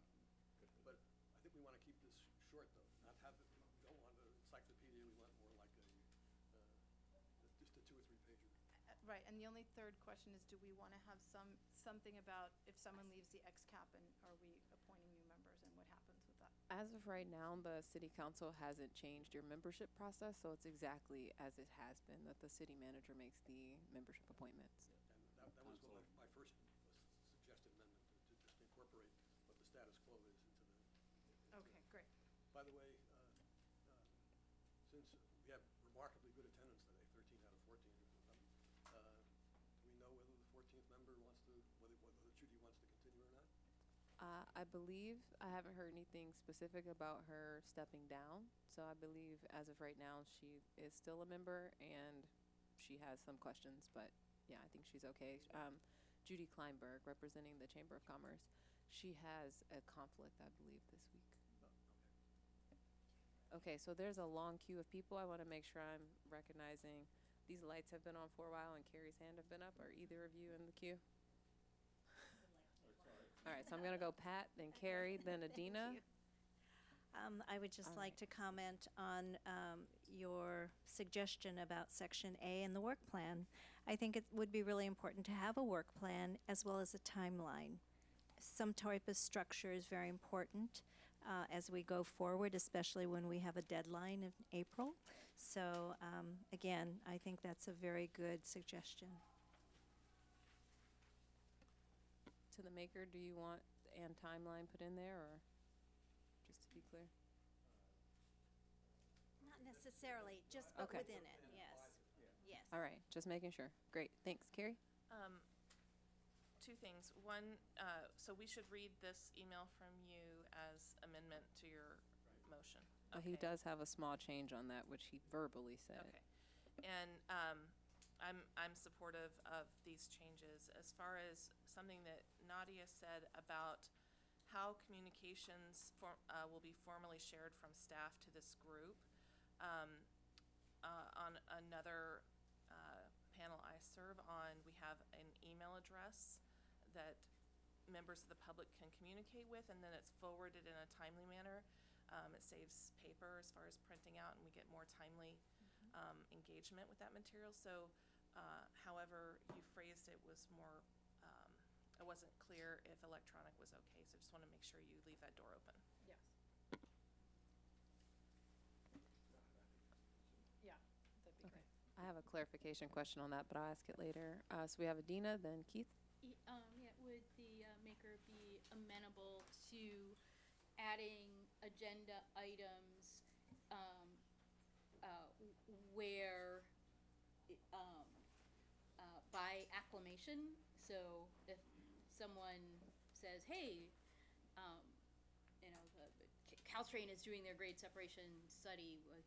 What is everybody interested in having that?" And everybody nods. Do we need to vote on that? Can't do it legally unless it's on the agenda. No, to add, she's Future agenda items. Future agenda items for future meetings. And because the proposal in here is to. Acclamation is just another form of voting, so yes, the answer is that you don't need to, it's already there. Terrific, thank you.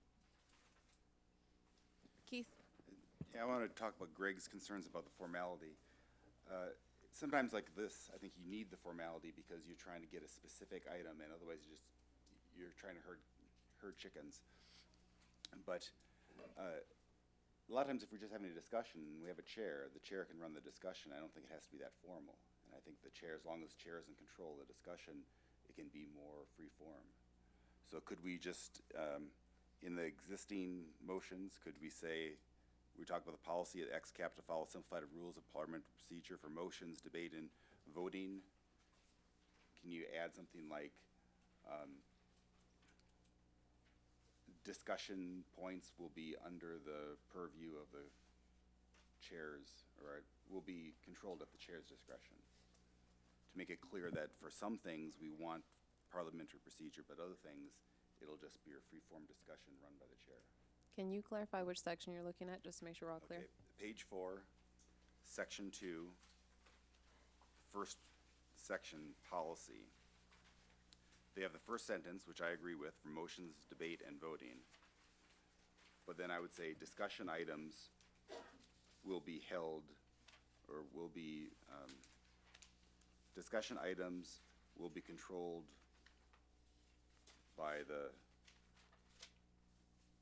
chair, or let's see, control.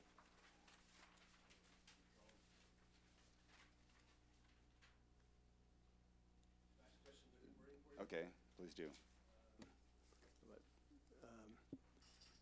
Where appropriate, freewheeling discussions will be encouraged, subject to the discretion of the chair. Okay. I'm happy with that.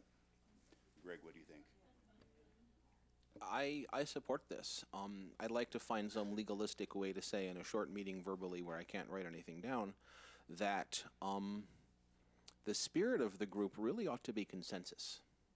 I proposed a different time for the meetings. We almost had a good conversation and I got some new information.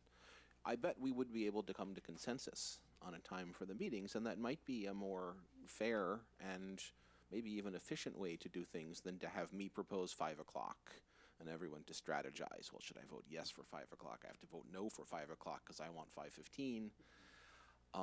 So I would really like to encourage this group, at least informally, if not in form of an amendment to the bylaws, that the spirit of this group is consensus, and that sure, okay, we need a motion process for making important decisions. But if 90% of every meeting is this motion, do you approve, do you second, do you want to amend the thing, I don't think we're going to enjoy our lives very much or be productive. So I don't know what words I would suggest. I might even suggest, two before A, along the lines of that the guiding principle of this group is to try and reach consensus. Where necessary, we recognize that we need to have a simplified set of rules for parliamentary procedure. Here they are. Okay, so there are technically two different thoughts that were thrown out as things to add, so I'm just going to summarize both of them.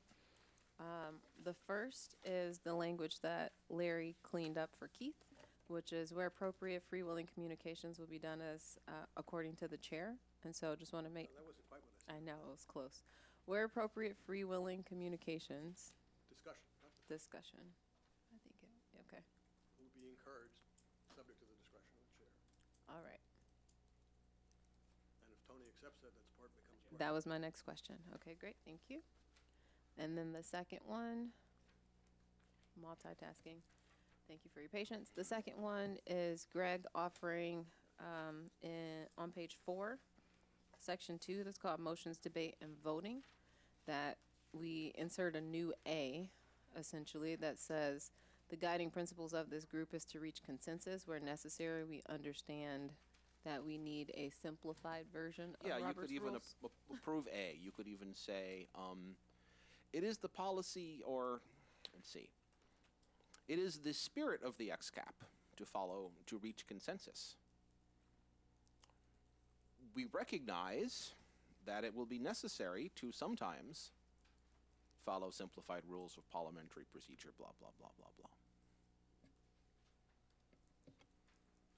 Would you be okay with the sometimes including the formal recommendations that were asked to report to council? Sure, yeah.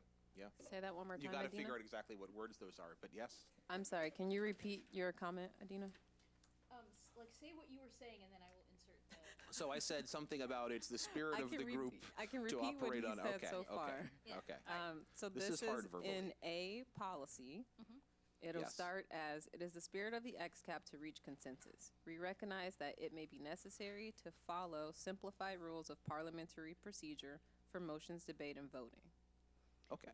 And that that procedure will be followed for this body's Formal recommendations to council. That's very fair, yes. Could I suggest you add the words including but not limited to? Okay, so just to be clear, I have Adina's. Larry, where are you trying to add including but not limited to? Just to be Right clear. before, when Excuse me, everybody, Adina just one at a time. Gets to saying. One at a time, one at a time. Audience, please. Tony, everyone, thanks. I have to write these She's down. suggesting that we have formal votes when we're making the recommendations to the council.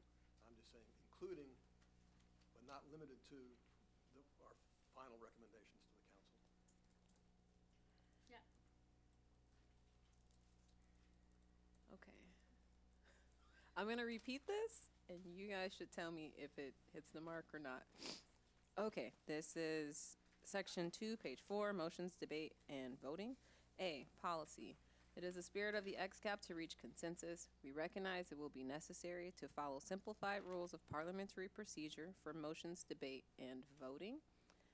And that procedure will be followed for this body's formal recommendations to council, including but not limited to our final recommendations to council. The maker and the seconder okay with that? I am. Tony?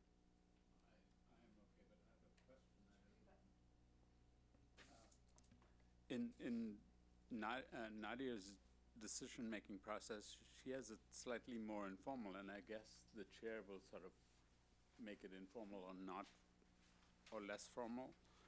It's a sample collaborative decision-making process. It's kind of a CSS process, which is not so Robert's Rules of Order, but more free-flowing. But I guess that's covered under the motion, right? And I understand that Palo Alto doesn't follow Robert's Rules of Order, but all that I know about Robert's Rules of Order is included in this document. So, and I'm not a lawyer, so.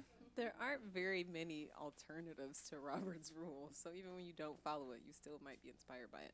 Nadia, did you have a comment? So I'm just wondering how this group feels. So, okay, there's the guiding principles page, which honestly doesn't sound like guiding principles. I mean, if you look at the council's guiding principles, the rail committee's guiding principles, it goes right into, these are our officers and these are our committees.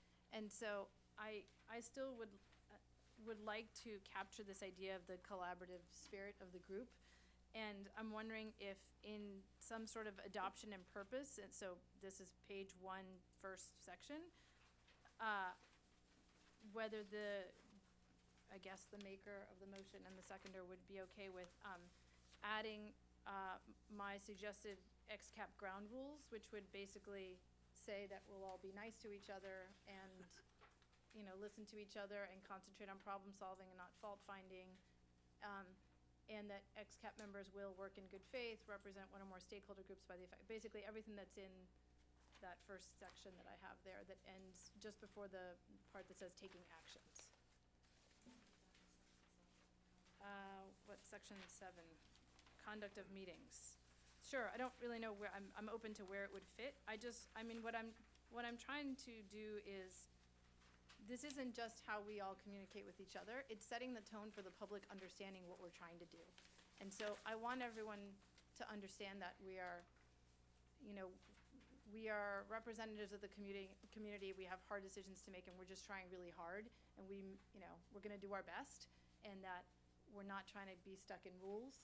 We really are trying to think about the spirit of Palo Alto. And so I just think it's important to have that somewhere in this document, so it's not all just legal mumbo jumbo, but I'm not the lawyer, so would you be open to that, Larry? I really want to keep this Microphone. I think we really need to keep this short, because if you want the public to read it, it can't be 20 pages long. So try it again, but then I think Carrie's right that it's more appropriate in section 7. Okay, so same thing, but in section 7, could we add it there? Say it again. Okay, so the motion, I would be, as an amendment, in section 7, would you be willing to add ground rules for XCAP members that reads, members agree to act in a reasonable, respectful, and courteous manner. They will assist the chair, co-chair or facilitator, I have just placeholders for those words, in discouraging disruptive behavior and enforcing the following XCAP rules. Prepare in advance for and attend all meetings. Treat each other with courtesy and respect. Agree or disagree with ideas, not with people. Identify issues prior to taking positions. Listen and consider the opinions of others. Be brief and clear in your comments. Can you make it shorter? Because everything else, I think that Chantel did the appropriate job of keeping them short. The sentences usually are 10, 15, 20 pages, 20 words long. And with all due respect, this is probably the part that people will be able to read the easiest. The legalese stuff is the hardest part to read. Can we, may I make a suggestion here that we could have it as an addendum, that this is our, what's a less formal word than code of conduct? Yeah, I agree with you. You can just say that, I'm sorry, just, Meeting go ahead. norms? As an Let's addenda- address as a- Adina's piece of it. Appendix 1, meeting norms, group norms.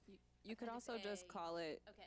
within section 7, conduct of meetings, you can also just say further information about the conduct of meetings is available in appendix, whatever you want to call it. So I will restate my amendment to request that we add this as an appendix to the main document. I only have a very small nit, is that the very, very, very, very, very last sentence doesn't seem to be correct. Be willing to contribute relevant technical back. That was supposed to be technical background, I think it was. Sorry, well, there was a lot of editing very fast today. And then, Yeah, Phil. my basic question is, aren't we taking an awful lot of, and this is right in support of what Larry said, taking an awful lot of words to say be responsible, grown-up, contributing adults, and leave it at that? Or something like that? If we didn't do that, we would need to wordsmith, and that would take even longer than saying this is a very nice, friendly set of things that we all agree with, and therefore not worth Yeah, spending so- any time disagreeing about. Exactly. I mean, to me, this sounds like, who wants to do anything but that? Why would we I not? think they're very nice. I appreciate them. I think keeping them is fine. I'm very much in support of this. Okay, I'm gonna keep us moving. All right, I also have a clarifying question about the agenda, because I need to leave just a very small number of minutes early to make a train. Number 6, future meeting schedule and recommendations to council. Is that recommendations about the meeting schedule or recommendations about something else under 6? For number 6, my intention was thinking about your meeting schedule itself and then when you would be thinking about going to council. So they were both timing questions. About when to recommend to council. Yeah. Given Just thinking about when the you're going. 12 and a half minutes remaining There's before 14. 6, might it be possible to handle number 6 with a doodle rather than a going around with the calendar? Because I suspect it might take longer, because we will need to look not only at days, but which day of the month and which hour, and I suspect that we will not achieve that within the time remaining. Thoughts? I agree with that, but I would request that we decide on a frequency. Other thoughts? Are we allowed to do this with a doodle? To decide on our meeting times? Yes. As long as we Doodle decide is them well in fine. advance? That's communication to staff. Okay. The question that Drew had, why do we have a Okay. special place? Because we're doing lots of work. What But staff would it, come back with is still a recommendation. exactly, you would still Okay. have to adopt whatever Okay. we came back with. And the question of frequency is a big one. So am I doodling for every 2 weeks, once a month? That type of thing is really just the guidance I would need. I would just point out that once we've figured out our rules, and then we figure out who our chairs and vice chairs are, the sort of next conversation, in my mind, is probably going to be around what is it that we haven't done so far that we as a group would like to add to the workflow besides what the consultants would like us to do? And how many meetings do we think it'll take for us to attain those things? And kind of once we've figured that out, then we can have this conversation of, well, is it gonna be once a month or once a week, or what makes sense? The So only feedback I'll give to that is our experience today with tight time frame will continue if I can't start trying to book rooms and things like that. So I do want to be respectful for you guys having the time and space to have the conversations you need, and that involves a little bit of horse trading on my part in terms of making sure that we have room in this building. So I would just encourage if we can start thinking about something as a placeholder, and then it can of course be refined, but that will be really helpful for me trying to best serve you. We're talking about 2 or 3 different issues at the same time. I think what was on the floor was Nadia's proposal to add sort of a code of conduct as an exhibit. Yes. And I accept that. And Tony, did you accept that? Okay, just one quick, I see your hand, I'm just gonna do my, I guess as chair I can do this, because it has to do with the agenda itself. So thinking that we may or may not get further detail on number 6, I will plan for that to be an offline conversation between the XCAP and me as staff, and to come up with a recommendation to bring to your next meeting. So with that, we'll go back to discussion about the current item, and Carrie's in the queue, and then I saw a hand back there, Tony. I'm almost ready to vote. I just wanted to mention that the guiding principles ideas at the top of Nadia's document could go in the not numbered adoption and purpose section at the top of Chantal's document.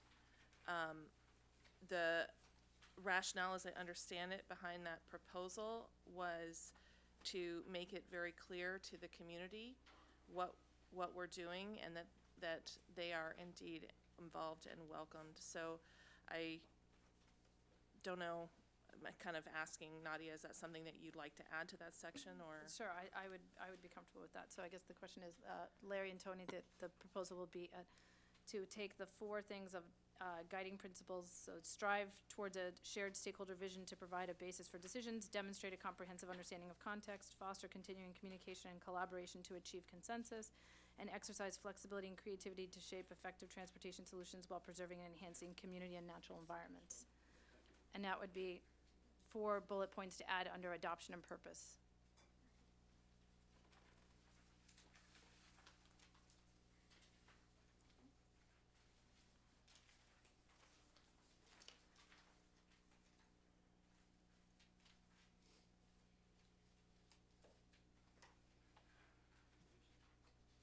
This is on page, which page? So it would be the very top, add these 4 bullet points to, No, but where are you putting to adoption and purpose, the cover page of guiding principles here. Page 1, section 1.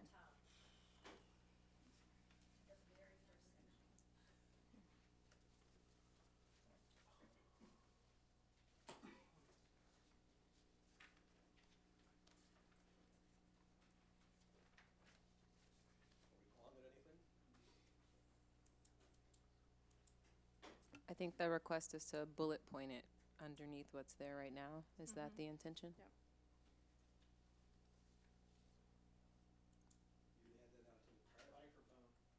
Thank you. You'd add that out. Under adoption and purpose. No, I can go along with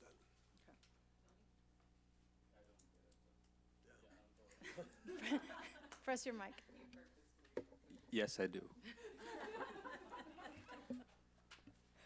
All right. All right, there was a request to call the question. We will take some public comment. I just want to make sure there's nothing else. Before they vote. Sorry, taking a. Okay, I did have a clarifying thing from a staff perspective on one of these, but I'll provide it after public comment. If anyone is interested in providing commentary on this item, please line up behind Susan. Roland, you're first. Thank you. So I'm basically going to echo a lot of what Mayor Klein said. And it's unfortunate the attorney was not here, because I believe she would have stopped you a long time ago, because this really got out of line. You've got to understand this is a different ball game, okay? You're now a Brown-acted committee, which means that you're basically subject to following regulations which are contained in government code 5494574, whatever. That's where the Brown Act is. And I'll give you a bunch of examples. So first of all, there's a discrepancy between the agenda and what you're supposed to be approving. It's telling you approval of proposed ex-cap organization guiding principles. But that's not what this is. This is a draft. This is a draft. Now, through the chair, but we don't have a chair now, which is unfortunate, because the first thing we should have done. Chantal, is all this on the website? The draft on the website? Yes. Okay, well, my fault, I didn't see it. Okay, so the discussion about bylaws, that's not agendized. This is, if you want to discuss bylaws, that's number 6 to be discussed later. Now, one thing that's definitely wrong, and Adine is still here, okay, a quorum. That is definitely something that showed up on Caltrain, and no, you do not adjourn the meeting. You actually hold the meeting, and you hear items. The only thing that you cannot do if you don't have a quorum is to actually vote on an action item. And I give you an example. Adina was there at what happened to the Transportation Authority in San Francisco on Tuesday morning, item number 6. They had a whole bunch of consultants coming from all over the world. They heard the item. At the end of the item, the board were not allowed to vote on it. The reason they were not allowed to vote on it is because a member of the public, who shall remain unnamed, brought up to the attention that they were violating government code 54957.5. Which is to the point that... And Roland, you have about 15 seconds left to say. Okay, which is to the point that I was made earlier, is that you've got, if you want to vote on something, the material has got to be posted on the website a minimum 72 hours before the vote. Okay, not 12 hours. So let me just quickly wrap up here. The one thing we have got to do tonight is to elect a chair and a vice chair. And my advice to you is please elect a chair who has been familiar with conducting a Brown-acted meeting. My recommendation to you is consider a former mayor. Thank you. Thank you, Larry. Thank you, Roland. Susan.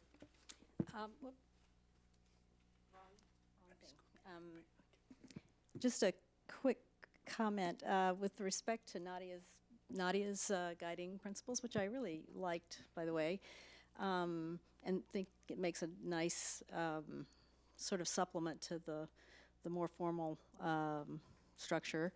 But I would point out that the document from Chantel, doesn't anywhere mention consensus decision-making, I think, at least not in the beginning, that the purpose is to arrive at a consensus if at all possible. And then my other thing is just two questions. Will the public be able to get all the advanced materials ahead of the meeting, as well as the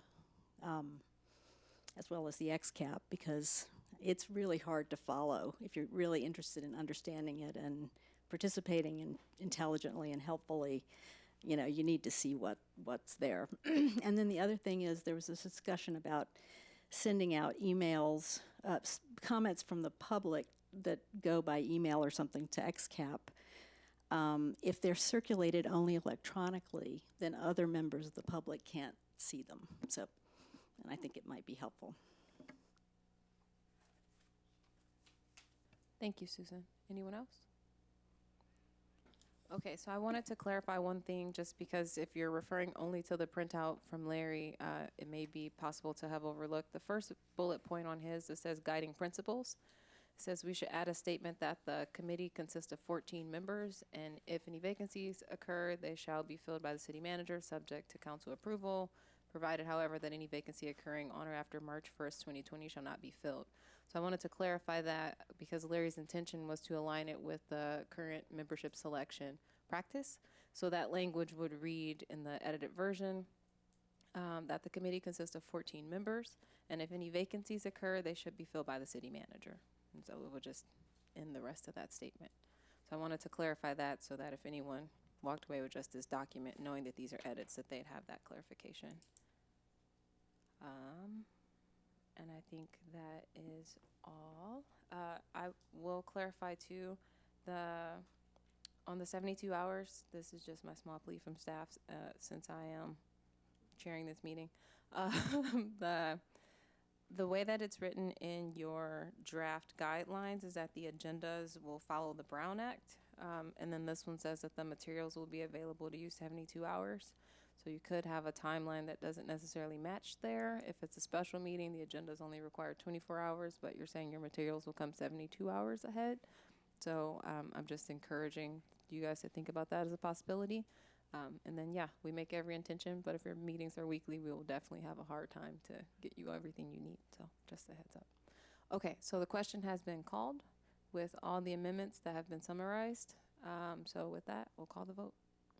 All that are in favor of the guidelines with the amendments, please show a hand or say aye, or both. Raise them high. Okay, any dissenting? Any abstain? Okay, that passes 13 and 1 absent.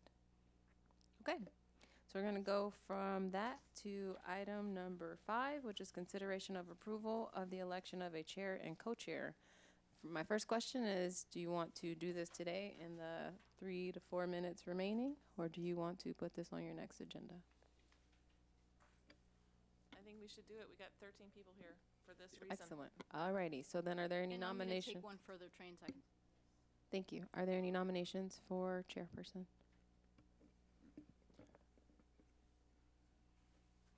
So I think this thing is so complex and so intertwined, and it needs someone that has really a long-term experience with where the levers are and how much do you pull them.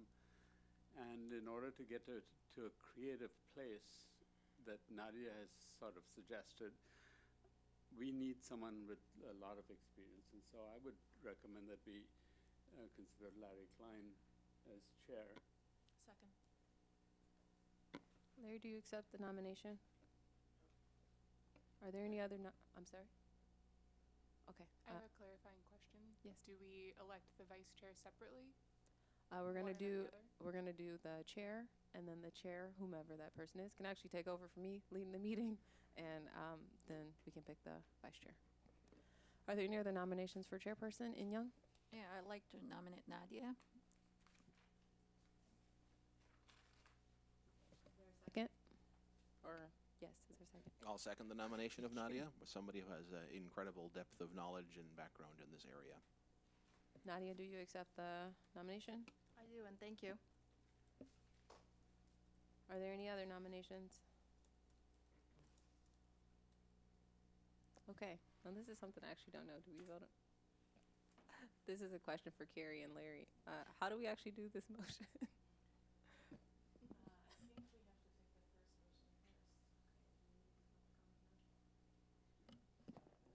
We'll take public comment because I have to do that before a vote happens. Anyone from the public wish to speak? Thank you. Okay, so we will take the first motion, nomination first. All those in favor of Larry?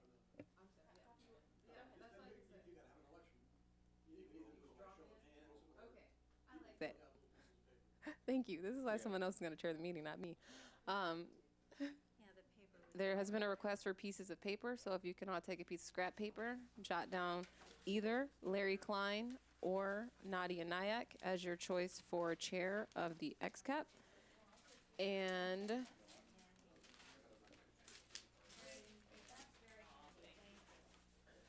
your votes in this very official ballot box. I brought my own. Yes, and that's where I read the change to the first bullet point. Okay, so people are writing, wow, please use small pieces of paper. Save a tree. Save a tree.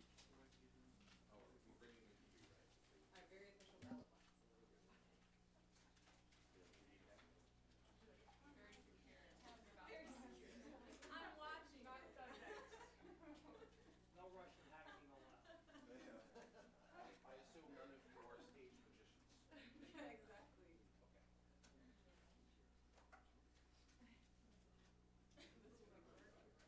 Did anyone not cast a vote? Okay, give me 5 seconds. Roland, have you been one in here? Chicago style. Yeah, that's. I didn't watch who dropped things in his spots, Roland. All right.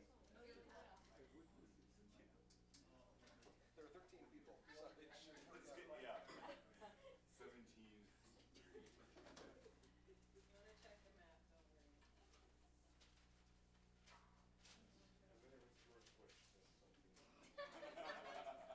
It's not a political comment. We don't have Ralph Nader, so I think we're gonna be okay. The next meeting starts at 7 though, it's 6. Yeah, we have a little flexibility. But in respect of other staff, I know what it's like to prep for a meeting, so I want to make sure they have space to. But yeah, we do have a little bit. There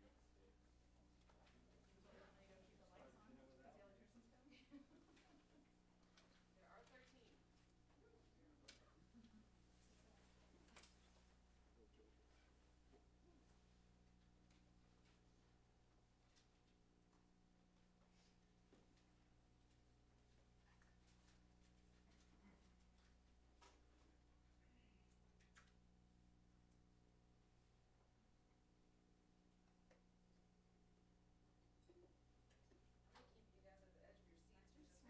13. Okay, based off of the votes, they returned that Nadia will be your chair. 7 votes for Nadia, 5 for Larry, and 1 abstention. And 1 absent. So with that, I will turn it over to Chairperson Nadia if you want to have 2 seconds of special appreciation words, and then also start the election process for your vice chair. 2 seconds special appreciation. Thank you, everybody. I really appreciate the vote of confidence, and I may not have as much Brown Act experience, but I'm assuming we're going to pick our vice chairs now, and so if I can, I will take this moment to nominate Larry as our vice chair. Do I have a second?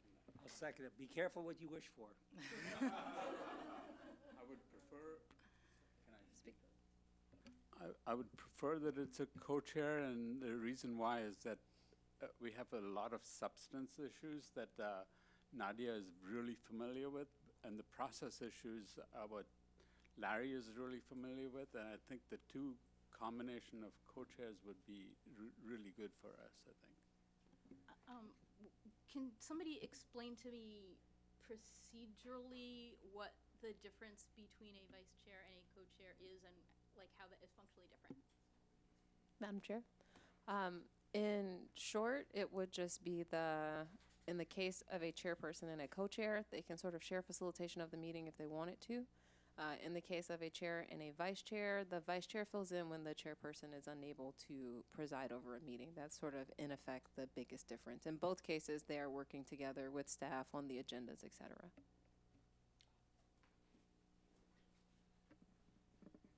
My personal preference would be have a chair, vice chair, just so there's one person in charge running the meetings. Because especially meetings get bogged down, and if you have one person who can say go, go, go, I think that's a cleaner way than having to discuss and see, do we have to move on or not? I agree with that, and I think that given Larry's copious experience with running meetings, I do not think that we will suffer from the lack of his being able to pitch in with explaining how to do things.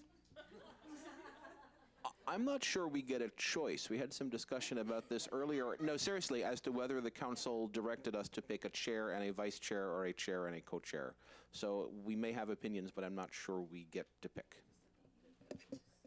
Right, so that's a good question. So I had the same confusion. I guess the question, the point that Carrie is making is we just adopted the rules that say chair and vice chair. So we may have accidentally just done something to ourselves.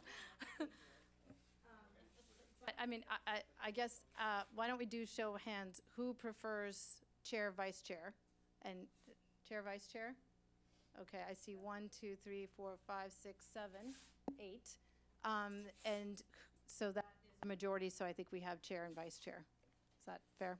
Okay, so I will state again, I nominate Larry and Tony, you're my second, as vice chair. Anyone else want to speak? Or Larry, would you accept that? What? Sorry.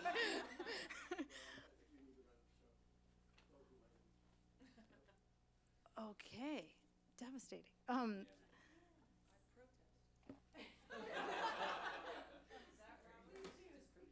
Barbara, you could be the vice chair.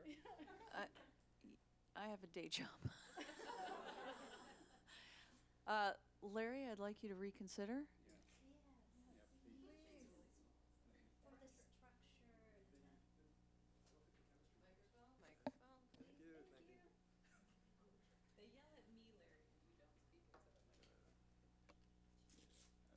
My comment would be is, at least in my experience, the vice chair is very important to set the agenda.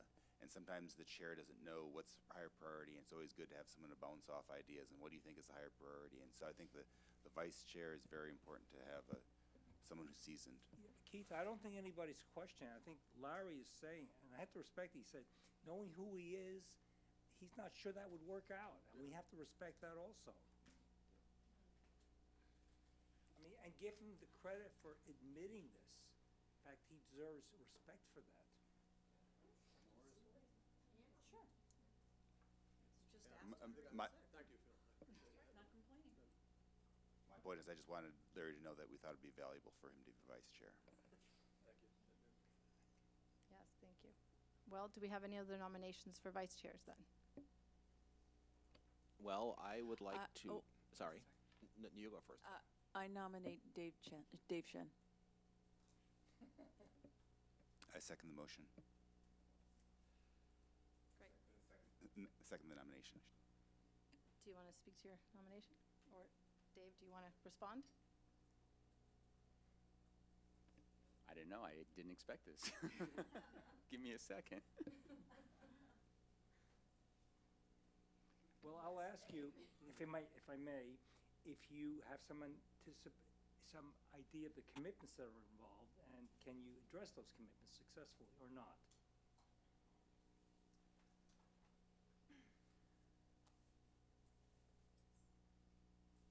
It's a tough one. That's a tough one, Dave. I'll admit it, but that's why I threw it out there. That's what I'm concerned about. Yeah, it's just the meeting times already, as we're increasing them. I'm getting concerned about that, and I don't even know what that is, so I haven't spoke up about them. And I'm not even sure we're going to get to them today. But that is worrisome. That plus reporting to city council potentially, more often than not, to add another potential meeting time that I have to do stuff.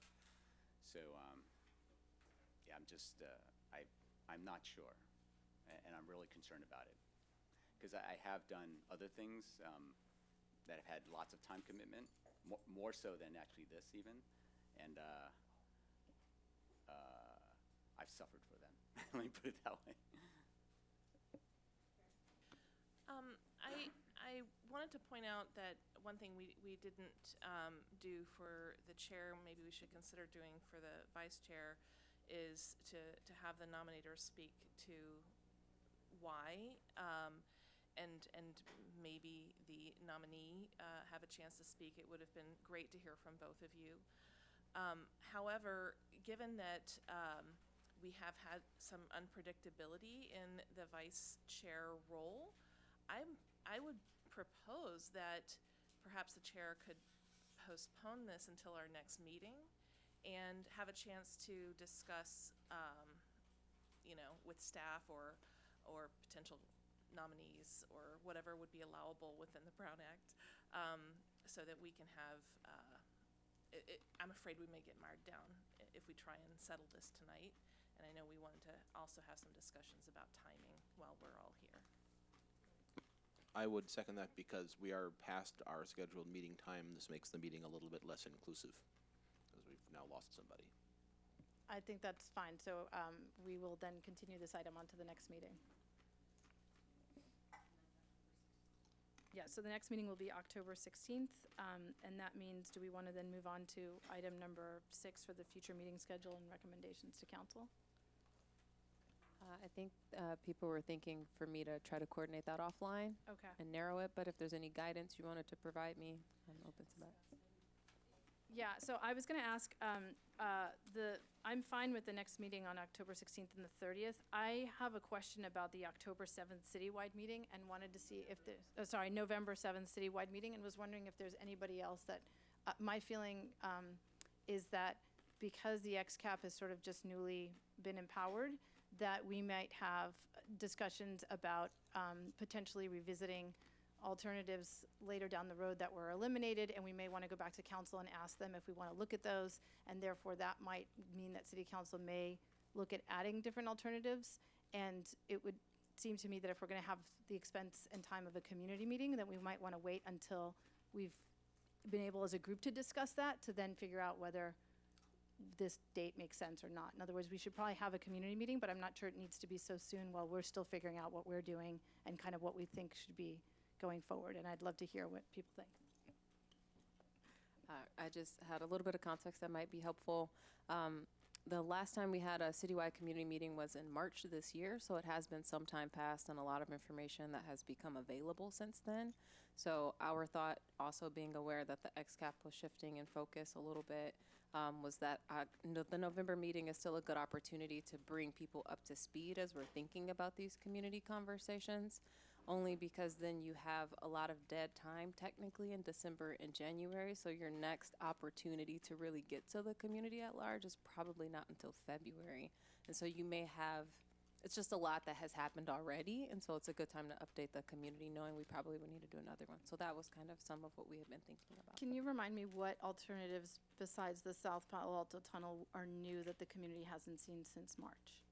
So the information that has come out since March has been very more specifics on the Churchill closure. There's about 18 different parts of that alternative, and the information has trickled in. So that's new information. The Churchill Viaduct came as a result of the March community meeting, and so everything related to that is new, and the analysis on the South Palo Alto Tunnel, both pieces are new. So of your 7 alternatives, there are 4 alternatives where there's a lot of new information that's available, plus the fact sheets that we're working on, which is a good way to summarize what's on the table right now. So historically, the XCAP helped prepare those documents, but I don't know, are we going to have, I see that it's scheduled for October 30th, but I'm wondering, given how much we're pushing from this agenda and then moving forward, will we have enough time to review those for that community meeting? The way that we're trying to be economical with the consultants' time and money is for these upcoming meetings, using the beginning part of the meeting so that they can come and we can let them go. So we were looking at bringing drafts to October 16th of the fact sheets, which is one of the pieces of information that will be available at the November 7th meeting. And then just kind of an overview, making sure our summary and the matrices are top of mind so we can get feedback. And then on the 30th, October 30th, reviewing those things one more time. So that's how we were trying to scope out the technical work to be most strategic and useful for the November 7th meeting. Does anybody have anything they want to add? Go ahead. Just a question on the agenda can be, how do we add on new ideas such as the ones that came around Churchill, or for instance, when do we schedule a work plan that we all do work on, or just different ideas that come up? How do we agendize those? And do we debate them before we agendize, or?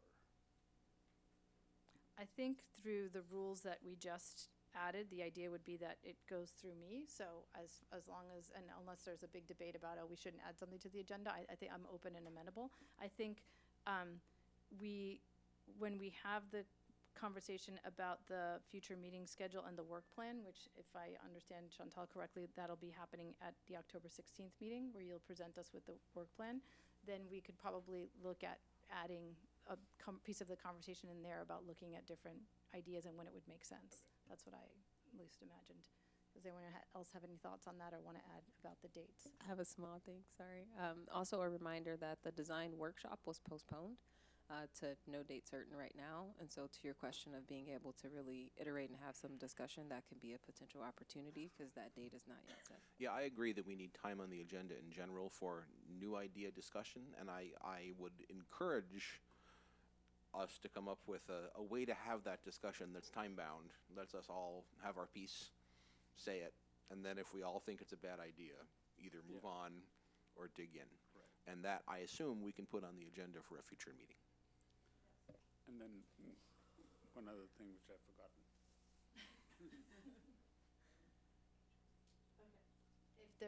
Does anyone else have anything before we break, because we've got people waiting? Go ahead, Dave.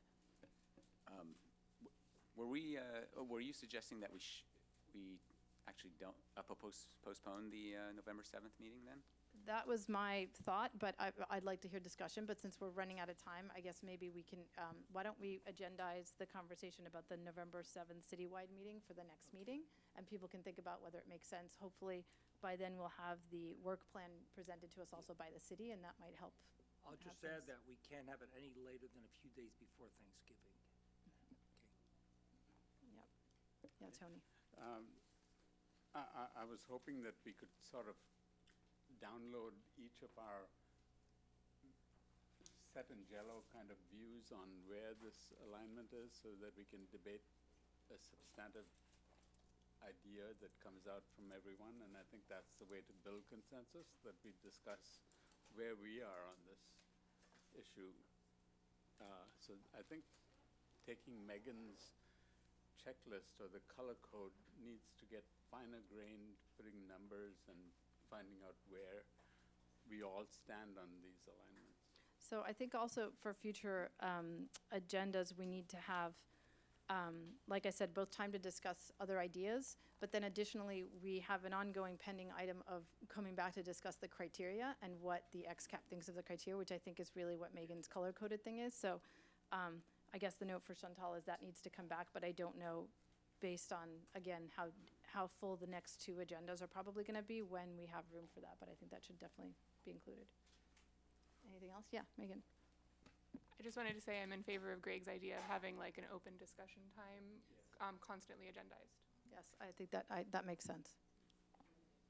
Yes, limited duration. Great. I think that's all we have, and we can adjourn the meeting. Thank you.